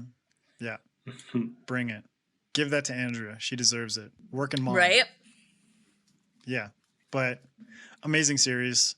It's like right up there with the Greenbone Saga. It's like top 10 fantasy series for me. It's just, blew my mind in like all kinds of ways. And she stuck the landing, which for a trilogy, it's which is hard. Yeah. So thank you, Andrea. I appreciate it. You just like taunted me. But I had a good time. So we love to the be magic haunted. system sounds interesting. I love when magic systems have like very clear costs built into them because it makes it more meaningful. Like if someone's willing to sacrifice whatever they're sacrificing or do whatever horrible act they need to do to actually make the magic system work, then it adds stakes. And I need to suck the life out of whoever's skull shard this is. That's cool. Yeah. All right, Dylan, what's your last pick? Yeah, my last book is The Battle Drum by Sarah El-Arifi, and this is another book too. It's book 2 of the Ending Fire trilogy, and that's why I was sitting there empathizing with everyone who was talking about sequels, because I was like, it's tough to do. You did it magnificently over there, Adrian, so I'll try to follow that up. But this is the sequel to Sunday Times bestseller, The Final Strife, which I can't remember if it was Charles or me, but one of us talked about this last year. I think you gave it to Charles last year. Okay, so this year you got it. So that means next year it's mine again. Sure, you can have it next year, but it's like... This is on record. It's on video and recorded and all of that. But it should be noted that I magnanimously gave it to you the first year, and I didn't hear a word. Word about how nice that was this year. But then everything fell apart in 2020. Yeah, Charles grew cold and bitter this year, and in this marriage could not bring the generosity that I showed him last year. I don't know where all this hostility has come from Dylan this year. He's really just been coming at me. He's had a boring year. He needs excitement. I know. He takes it all out on me, guys, but it's okay. I've learned to, 20 years of friendship, you learn I spent most of my year just looking up synonyms to prepare for this episode. So his fourth book, his honorable mention is the Thesaurus. Yeah, exactly. All right. Well, anyway, Battle Drum, book 2 to The Final Strife. And gonna keep it broad to keep away from spoilers, but speaking broadly about the Ending Fire trilogy, it's a story of a world where there's this oppressive caste system that's based on blood color, where red is the color that the quote-unquote elites have, blue is the blood of the poverty-stricken working class, and clear is the blood of folks who have been made to be slaves. And there's 3 main characters who represent each of these blood types. We've got Scylla, who's involved with a resistance group, Honor, who is part of the noble class, and Asa, who is a clear-blooded slave. And this series, it draws from Sarah's Ghanaian and Sudanese heritage, and through that, it provides this really unique setting. Like, you don't really see that very often, and also draws from totally different, different sort of mythology and different background than you see in fantasy for the most part. Luckily, we've been getting a lot more diverse genre lately, which is awesome, but it's definitely a break from your typical like Western European medieval fantasy, which is always welcome. And it's so part of why this book made my favorite list, despite the barrier of it being a second book that is harder to talk about, is that I think it's such a great representation of not falling victim to the second book slump and keeping the pace going. You hear lots of authors talk about how tough the second book is to write, how tough it is to keep everything moving, and for it not just feel like an awkward middle. And so we had Sarah on the podcast. We've had her on a couple times, and she's fantastic. That has to be like when we did The Final Strife, that was the most we've ever had people reach out and say that they bought the book after listening to the episode, like most by far, because it's not because of us, it's because Sarah gives like such an incredible interview that I'm sure everyone was like, I need to see what this person writes. And her story is amazing. It was a really great interview. Yeah, definitely check that one out. And so she talked to us about her perspective on writing a second book here, as she tried to think of it as part one of the end instead of part two of the total story, which I was like, Wow. that's brilliant. Like, it's like, this isn't the middle book. This is Interesting part formula one there. it's like, this is Right? part one of the final book. And it really shows, like, it keeps the pacing going so well. And then it really does set the tone for a third book that I know is just going to have a really epic conclusion. So she adds new point of views that while maintaining old ones as well.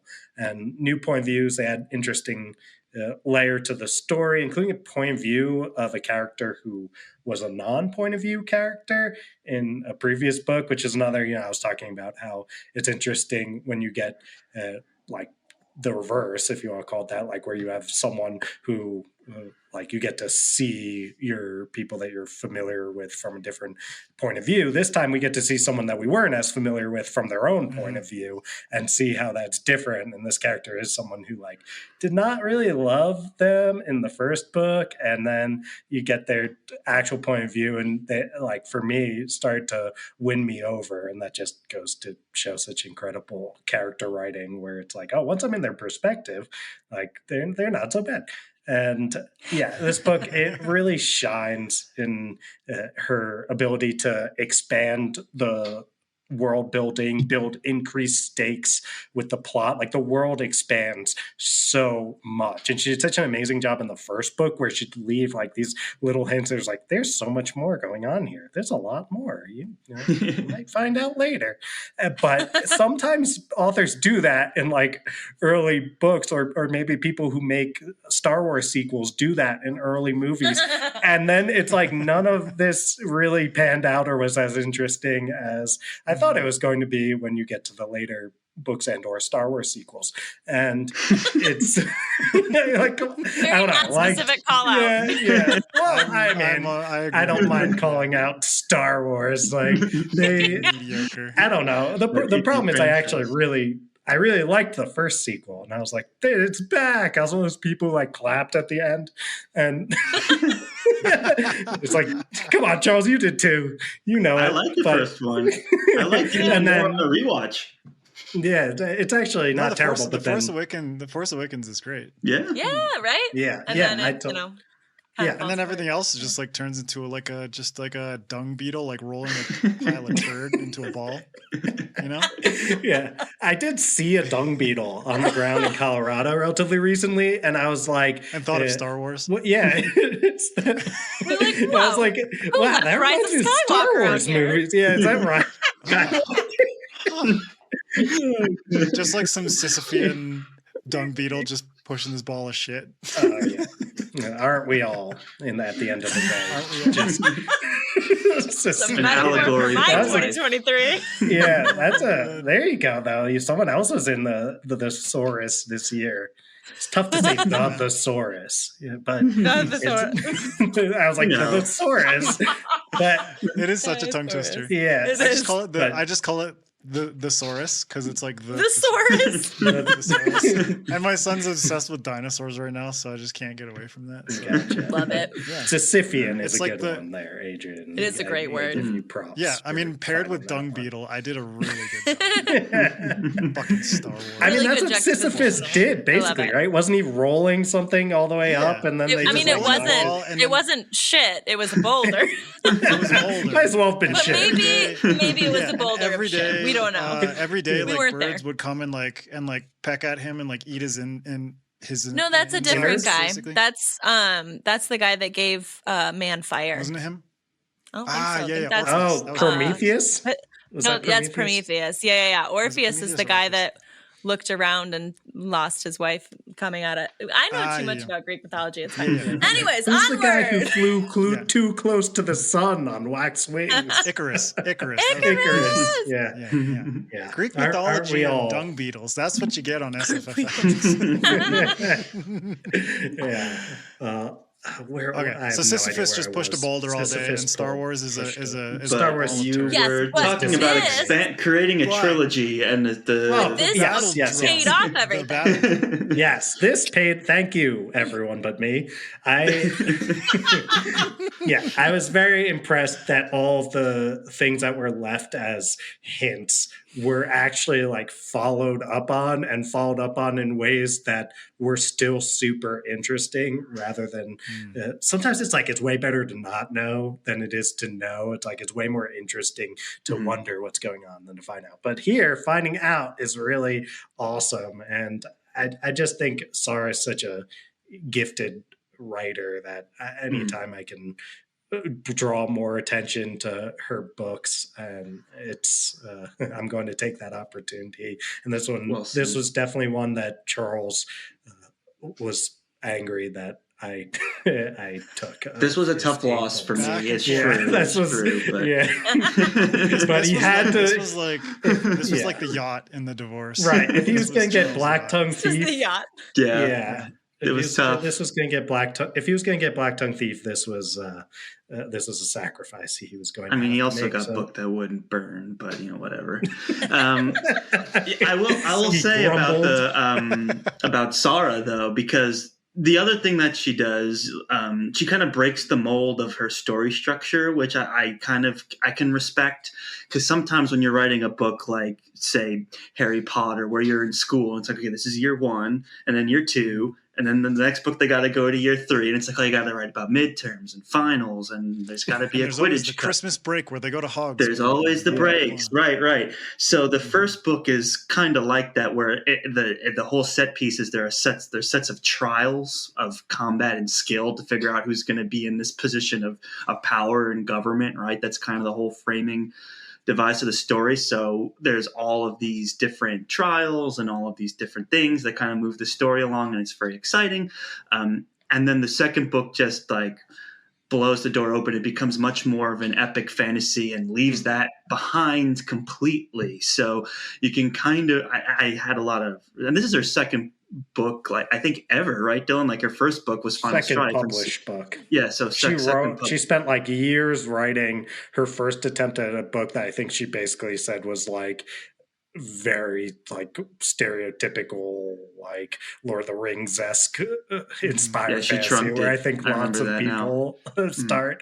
And then she trunked that, and then she wrote Final Strife, and it got picked up and like was on this super rapid path to get published. And then it was like 4 days. Yeah, it was like all this stuff. So it's like it's like this overnight success story, but no one thinks about the it never decade is. All the years of writing that she did up until that point. She's also like has a background in marketing too, so just like super talented individual. But that ability, that foresight to go, okay, like if I'm going to break this mold of some of these classic pitfalls in writing your first fantasy trilogy, I'm ready to kind of like what any good sequel does, just like expands in all the right places and grows the story. And so, I was very impressed by that. So. Yeah, I need to pick up the battle drum because I really enjoyed the Final Strife. But I mean, look how pretty it is for those of you watching. Yeah, I know, right? Look at that cover. Pretty books. I mean, and the first one looks awesome too. I just don't have it right here, but it's fantastic. There's an edition of the first one where like the pages are like blood red all along the outside too. Oh, I love a good sprayed edge. That is nice. Nice, man. Yeah. Good pick, Dylan. Thank you for conceding. Yeah, Dylan, great pick. I guess, Charles. No one thanked me last year. You're like, I'm not bitter about it though. Enough of your bitterness, boys. Your next pick. So you remember like half an hour ago when Dylan was like, I couldn't have picked the Greenbone Saga because I read book 1 last year and I didn't want to do the whole series. That's cheating. Hi, I'm cheating. So my last pick is all of the First Law trilogy. Oh, well, you get to cheat for that one. So that's because I finally read it. Co-host. Yes. Yeah. So remember that shame list I was talking about earlier this year? Abercrombie was on there, the list of authors that I was embarrassed I hadn't read anything by yet. And I have now read a lot of stuff by Joe Abercrombie because it's very good. But yeah, so these books, I read all 3 of them this year. I read them like I binge read. I finished a series, Adrian. Are you proud of me? I never finished series. So proud of you. I'm like infamous for like, I have really bad ADHD. I just never do. But I finished this one. So yeah.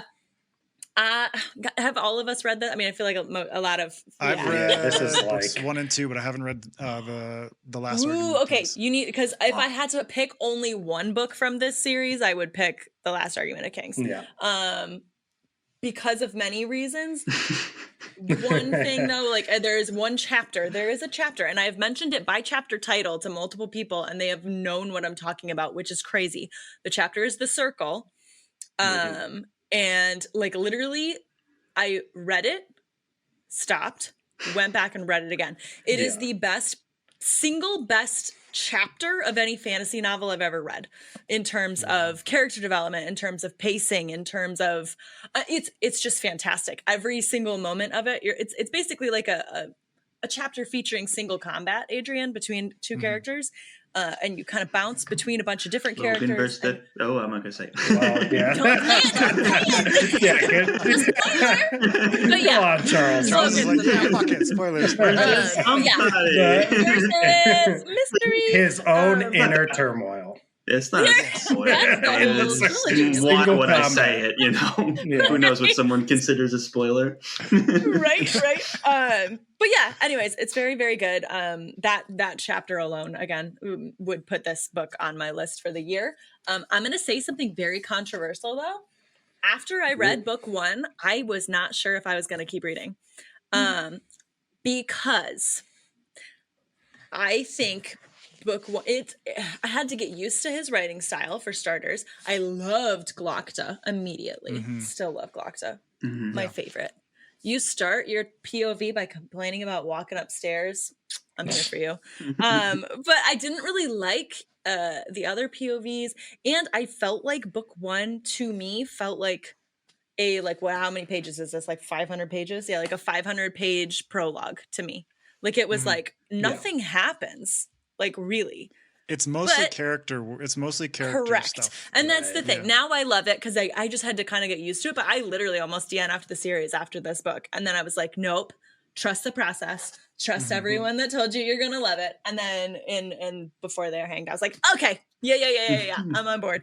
But yeah, so this lovely trilogy of these, look at these like pretty spines and all their cool colors. Gorgeous. But yeah. All of Joe's books are beautifully designed. Right, just super cool and coordinated, and I love it.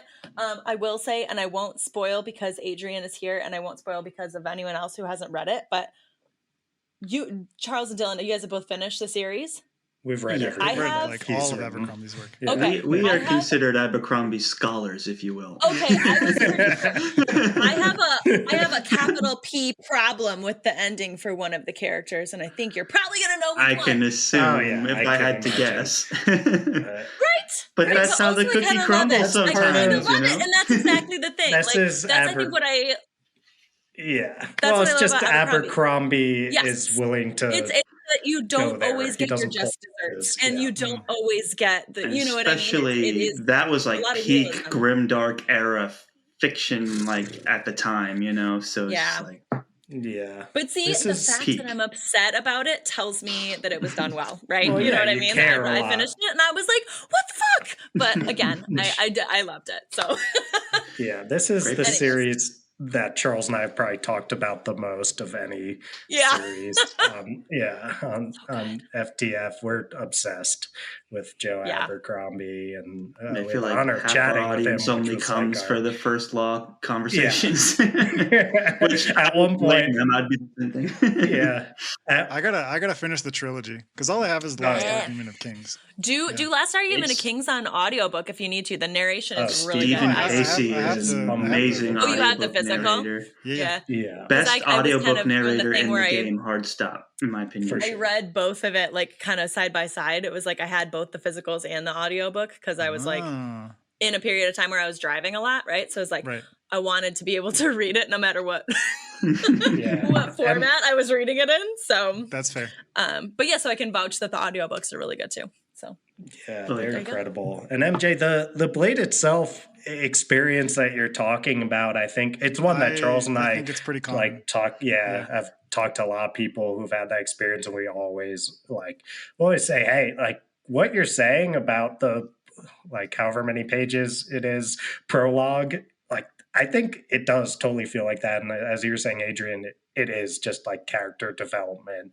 and Yeah. it will pay off. But it's one of the, like, I think people are urged against this nowadays. You could probably speak a lot better to this, MJ, and your experience with like publishing books or traditional publishing in particular. It's like you're encouraged to write like standalone with sequel potential type books.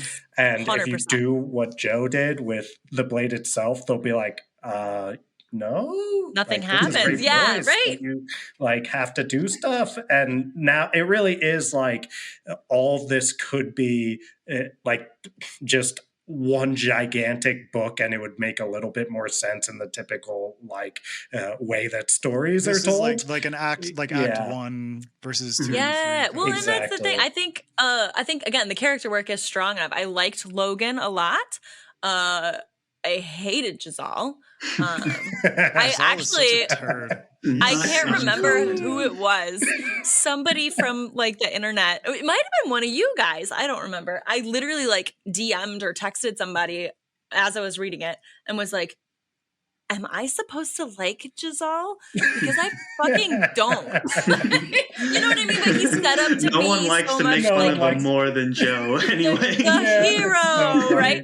funny. He sucks. But I think if it wasn't for the character of Glokta, I do not know if I would have picked up book 2. But I was bought in enough on Glokta. Even though, I mean, like, he sucks, but he doesn't. Like, he's the best. Well, worst. that's the Joe Abercrombie He's the magic, best. is when Yeah. like almost every character you can say like he sucks, but he doesn't because he's the best. Yeah, Like it's that right. is so many Joe Abercrombie characters, except Jazal, who most people just say he sucks. Period. But we Jazal is. Yeah, Jazal. Jazal, I had interesting. hopes If you- for Jazal for if you don't several points. somewhat yeah, if you don't somewhat hate him the first time you're reading it, like I don't know, something's not right then with that's you. like a red flag. That's a red flag. Got it. Yeah. He's Oh my God. Love yeah, it. he has his moments, and like all the characters, I think he's complex. Like he's Yeah. got like not like he's complex in some ways in his like superficiality, but he is a complex character in the way that Joe writes him. complex Like, he has a arc, lot of- complex yeah. things that happen to this man. Yeah. Anyways, Yeah. so yeah, that's my last pick was the Nice. So entire first you're Black picking trilogy. up 'Cause I'm a Best cheater. Served Cold now? Yes, no, I 100% Before the am because movie. I have been told that. I mean, even before, like I knew it was going to be made into a movie. I heard that people that love this series said that one's even better. We are both of the opinion that Theoretically. every book he writes, he gets better. It's better than the Into last. Trouble So- with Peace. What? And then the book The after Trouble with Peace is is like his Trouble with magnum Peace, opus. which It's such is a beautiful the book. second book Okay. in the Age of Madness trilogy. I think is like his best book. Is like the And then yeah, so it's weird talking about books that don't struggle from the second book slump. Like that book is incredible. I would say every single book is better than the last for me, like including the standalones, including the first trilogy, Until Trouble with Peace. And then yeah, we're still doing good, but it's just not quite up to the same level. I mean, I loved the last book in the trilogy, but to avoid any kind of spoilers, I'll just say that it's just different, and you got to be like, yeah, the wisdom of crowds is sometimes it's artistically the right thing to do, but you kind of still love what came before it, like the tried and true stuff. So I mean, he's written, it'll be his 9th book in this world, and if he wants to kind of swing for the fences, then you just go for it. So Yeah, man. yeah. Go for it, The Joe. stand. Oh, sorry. Go ahead, Adrian. No, I was just saying, go for it, Joe. Oh yeah. Do Oh you, yeah. man. He's Do you. definitely earned Highly our recommend. trust in that way. I will say it's interesting reading the standalones afterwards because you can see him figuring out more and more how to tell a complete story in a single book. And then by the time he gets to the Age of Madness trilogy, he's he's awesome at being like, oh, each of these are individual books from beginning to end, but they do set up the next book. And it's cool to watch. It's awesome when you get to watch authors evolve. And Joe's such a and great if you like the circle, wait until it. you get to the heroes. It's fantastic. Oh yeah, he's got famous chapters. Military fantasy. Ooh, and see, and that's rare, right? That you actually specifically you'll remember events. I think maybe his most famous chapters got to be in the heroes, right, Dylan? Like that's like the chapter.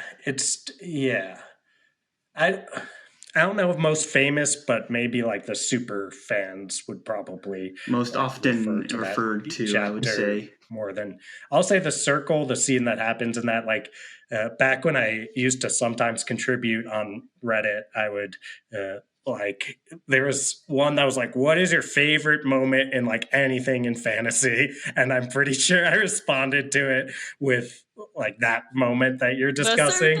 And it was like one of my better upvoted answers. So you're far from alone. Lots of people. It was easy. Well, it was I called it out on Twitter Twitter or something where I was like, oh my God, I think The Circle is the best single chapter of any fantasy novel I've ever read. And like literally I was expecting people to like not necessarily know what the fuck I was talking about, but maybe a couple people would, you know? Yeah. And I got like 20 comments of people that were like, yeah, Abercrombie. You know what I mean? And I was like, okay, people know this chapter. All right. Oh, yeah. It's a great pick. All right. Well, Charles, bring us home, buddy. Bring us home. All right, bringing us home. So this was another one. I don't have a copy. Unfortunately, I audiobooked this one, but this was one that I had slept on. This was an author that I was embarrassed to not have read for many years. And then I finally picked it up through the show. Dylan had pitched it, and I happily selected it, and that's The Rage of Dragons by Evan Winter. Nice. It's the Burning #1. Yes. And I would like follow Evan Winter, and I've like watched him on YouTube and stuff, but I never read a thing that he wrote. So I was like, okay, well, I know he's a good author, even though I haven't read anything. He's so beloved, and I got to see what's going on. And then, there's so much comparison, especially when the book first came out around Game of Thrones, because this was like Game of Thrones was pretty poppin' around the time this came out originally. So it was like, hey, if you want that, but in a different setting, not European setting, then check this out. So obviously great sell, great comparison. But it's so much deeper than that, man. Yeah, they're not like the similarities kind of end there, really. I mean, it's like, I get what they're going for. It's like, hey, you're trying to sell a fantasy book in 2017. It's like Game of Thrones, except for this reason. Game of Thrones meets Gladiator. Yeah, exactly. Game of Thrones meets Gladiator is like the elevator pitch or whatever. But like, as I'm sure you're going to get into, Charles, well, there's surface elements for sure with the Gladiator stuff too. And then the Game of Thrones is more like the insert that it's like dark fantasy and you want lots of people to read it. And there are like politicians and societies. And it is like a thought out world and culture and stuff, but that's kind of where it ends. And where this book really takes off is all the character work and his voice and the really interesting action. I think sometimes it can be really hard when your book is focused on combat and you have one main character. It's like the guy can't win every single fight, but he also can't get killed. So how do you make those stakes? How do you win some, lose some? How do you keep that like momentum going for a whole book? And he does it super well in this, where our main character doesn't win every single fight, but the way that fights play out keep the story moving in a really natural and exciting way. And just some of the names of these characters, like I still remember Uduak, which is such a great name for a character that just has a giant weapon that just barrels people over, and his name is Uduak. So it's like fantastic. The magic system and the introduction of Isiogo, which I described as is kind of like the hyperbolic time chamber in Dragon Ball Z combined with the upside down in Stranger Things. Yeah. Like came together. That's what Yeah. Isiogo is. And like the way in which our main character just becomes obsessed with training and being a better fighter, and like the lengths that he goes to. That made for like the coolest training montage. Yeah. It was like Yeah. Rocky went to the upside down Yeah. to train Yeah. to fight Drogo. It's like over and over and over and over. Oh my God, and dude, it's he sets so that up good. so well too. There's really wonderful moments of dialogue like leading up to that like we called out in our spoiler filled episode of the discussion. That was just like, I was so impressed. And the fact that this was his like debut book also is just like that much more impressive. So no, I loved it. And there's romance in here, which I thought was good, and the ending was like super exciting. It's got that mix of like there is like a magic system, but it's still very much like hand-to-hand combat and strategy, and there are dragons, but they're not like so central. Right. And it never gets like too complicated. And the beauty of it being one POV is it never gets too overwhelming. Like sometimes you read these epic fantasy stories and you feel like you have to remember like 100 details and a million characters, and Evan Winter's deliberate decision when Game of Thrones is the hottest thing, and it's like multiple different characters, and then you kind of tell the story and you make it big. He kept it very focused, and I think it paid off big time because it made it that much easier to enjoy some of the action scenes. He does like sometimes go out of perspective, and it's really funny to see. Like again, we were talking about seeing characters from a new perspective. It's like warriors now having to fight our main character and seeing what that experience is like, taking him on from the outside. Is really interesting, and it doesn't just end there. It's not just like action packed, but he's telling really interesting themes about like systematic oppression and classism and things like that. And so, because he's constantly fighting his class in society, and that's constantly clashing with what he's trying to do, and who it gets involved in his romance and all of these other things. So these are really with like a revenge story at the center of it, kind of like thrusting him through the fucked up oppression and hierarchy of this society. Right. And he himself is getting a few screws loose as he's doing it, so there's betrayal, there's revenge, there's like all of these other things, and it's all in the pursuit of being the greatest swordsman, which I'm like, okay, I can get down with that. And it's like the cost of greatness, right? And what it means to achieve that. It is, it's just a really, really fun and exciting book. And definitely, we haven't read the second one yet, but I'm really, I just know I'm going to at some point. Yeah. No, the second one builds on the first and keeps it going. It does not disappoint. Yeah, I'm very confident in Evan Winter at this point. Like I see like what all the hubbub's about. Yeah, all the hubbub. And book 2 deals a lot with like sort of the PTSD that a lot of these characters are going through. I can only imagine. In terms of like, these characters go through some stuff. Fucking horrible stuff. Yeah. Plus the hyperbolic time chamber element of it makes it so that being one of the biggest causes. Yeah, one can live through what would take many lifetimes of trauma to accumulate for someone not in that setting. Literally, so fortunate. It is many lifetimes of trauma accumulated. One lifetime, 10 times the trauma. Just go like train with like shadow demons, horrible creatures.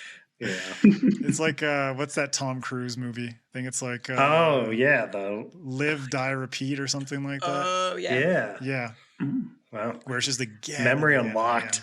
I saw that movie. I've not thought about it for a long time. I don't think I've seen that one. Yeah. All right.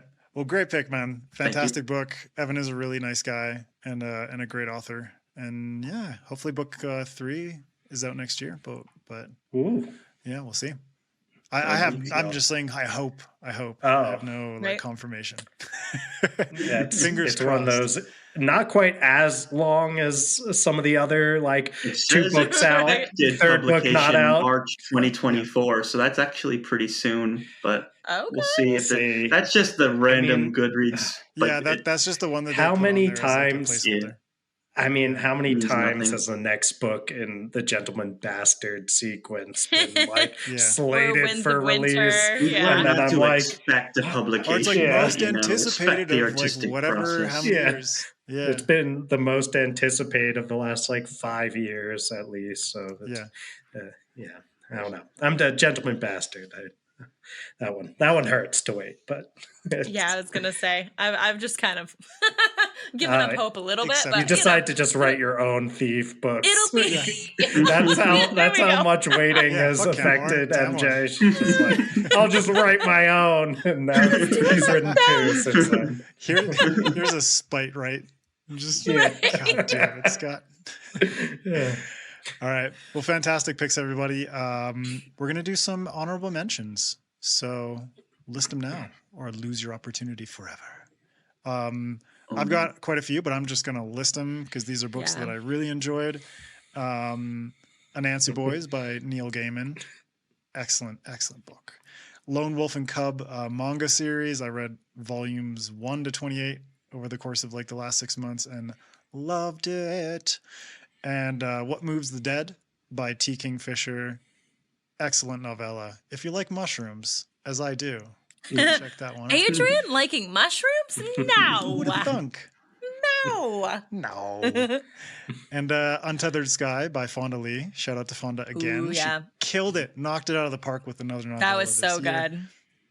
good. Thick as Thieves by M.J. Kuhn. I loved it. And I've heard the it's no author's a surprise bitch, though. why. Piece of shit. Oh, man. Ripping off Scott Lynch or some shit. No, I'm just kidding. Yeah, like what the hell? Awful. Oh my god.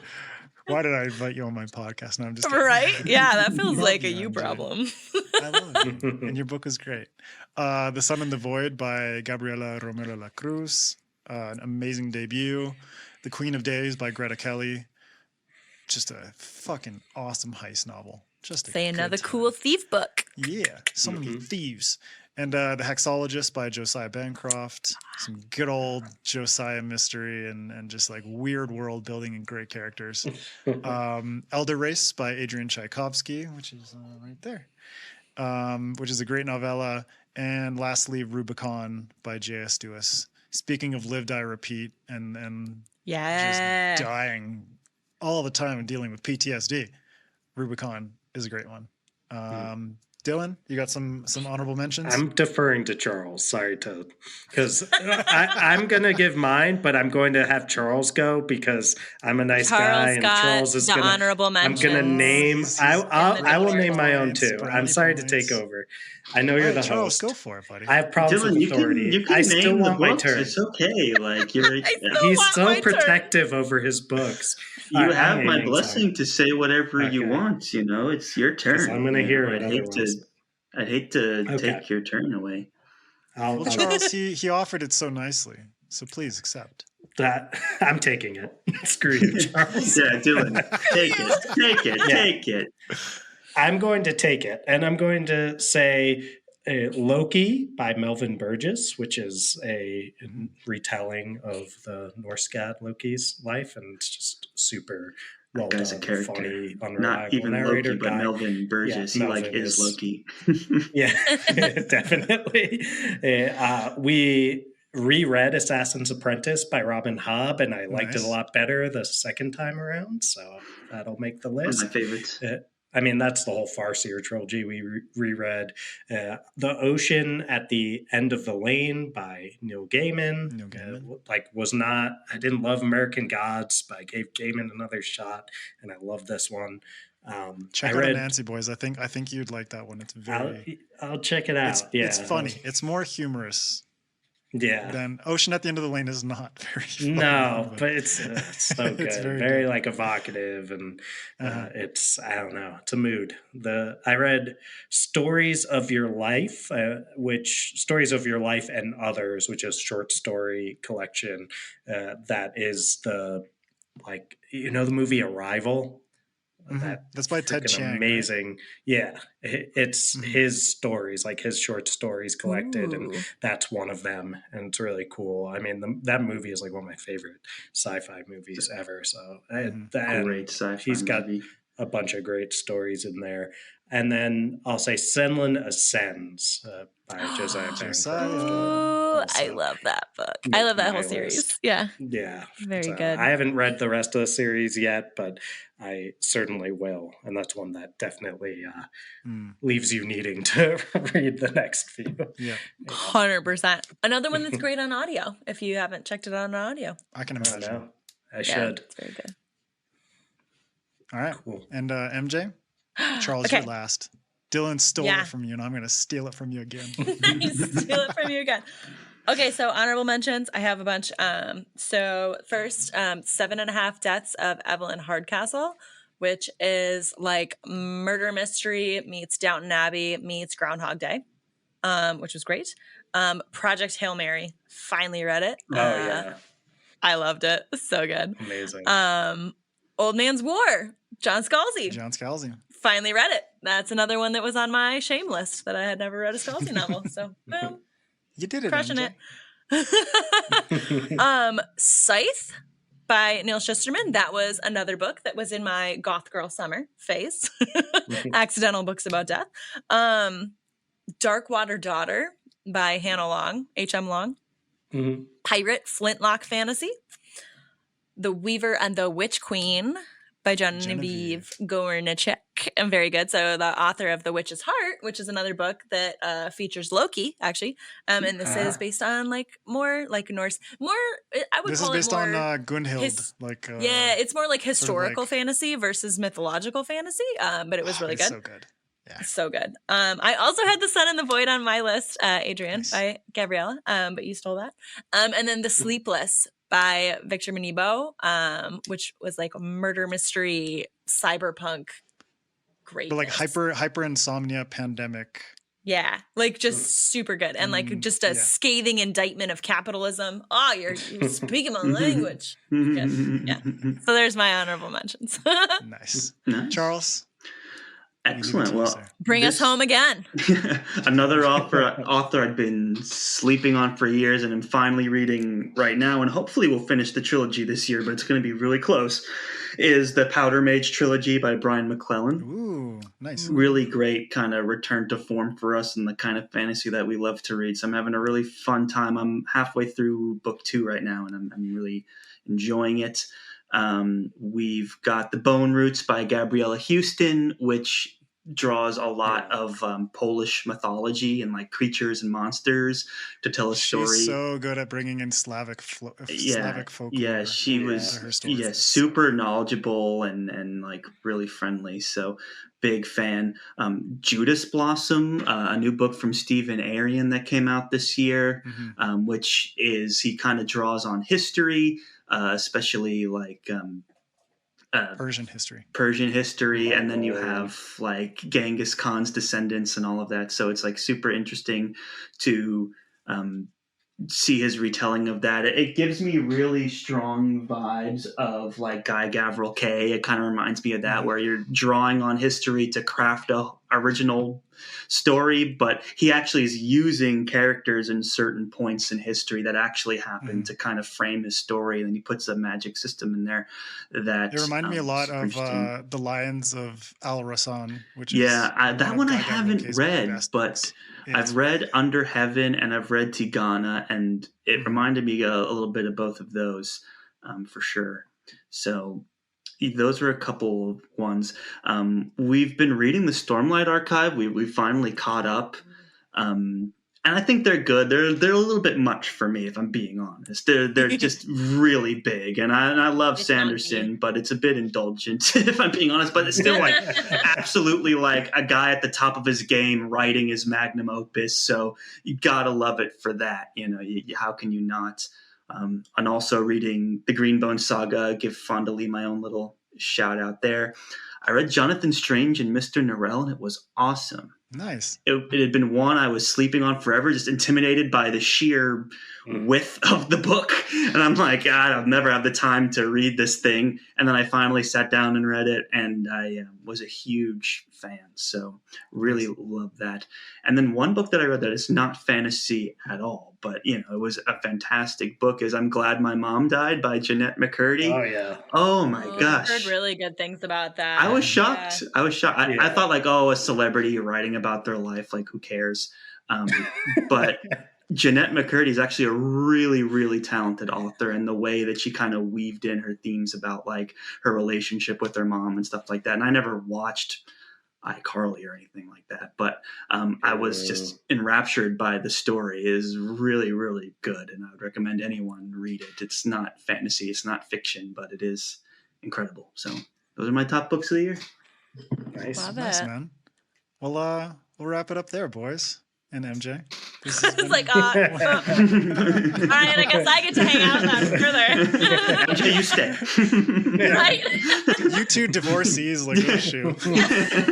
We have some things to sort out. We got some shit to talk about. Yeah, we'll try and make it work. Yeah. For the I need kids. like an hour before that too to like see what kind of words I can find to Right. properly Gotta be- express. Dylan needs some time with his Looking up in thesaurus your before the next Thesaurus, time. that's Just you a didn't year of mention the looking up thesaurus words. in your Right. In the Honorable honorable mentions. mentions. Yeah, it was. Yeah, It was. I thought Charles was gonna say it. I didn't want to take it from him because he gets so possessive.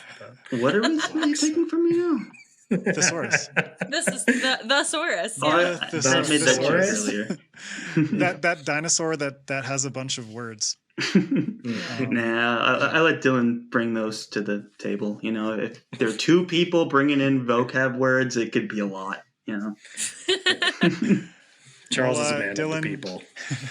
For sure. Dylan, Charles, MJ, it has been a phantasmagorical experience hanging out with you, as always. Well Appreciate said. it. Thank you for hanging out with MJ and I. It's good to see you guys. Yeah, so fun, you guys. Thank you Total guys for pleasure. having Thanks us. for Hope you having have us a on. lovely new year. Always a pleasure closing out the year on the SFF Addicts podcast. No, I appreciate it. Can you guys let everyone know where they can find you online? Dylan?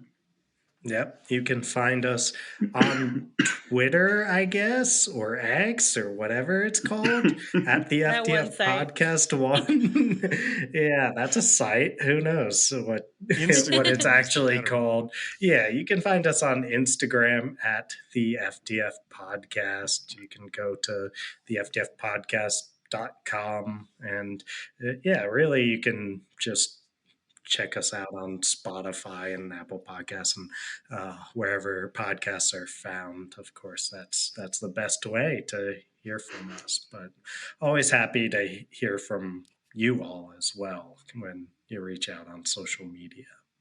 Mhm. Thank you, guys. You can also follow SFF Addicts on Instagram, Twitter, Threads, Blue Sky, and all that shit at SFF Addicts Pod. You can follow me at Adrian M. Gibson. MJ, what about you? Yeah, you can find me everywhere at MJ Kuhn Books. And go by Among Thieves and Thick as Thieves. Yeah, go buy And my then books. go on Goodreads and review Thick as Thieves and call it Thick Ass Thieves. Yes, will be and the then I'll happiest, know that happiest you lady. came from here. Yeah. Yeah. See, Yeah, when you you gotta buy give it 5 Among stars, Thieves, of course. you buy treats for this little 5 one. stars for So, that thick ah. ass. Hmm. There's Thor. Thor just like dropping in at the last minute Yeah, he's with his coming in. little melty face. He's been coming and All right. going. Yeah, go buy MJ's book so you can support Thorin's cat food.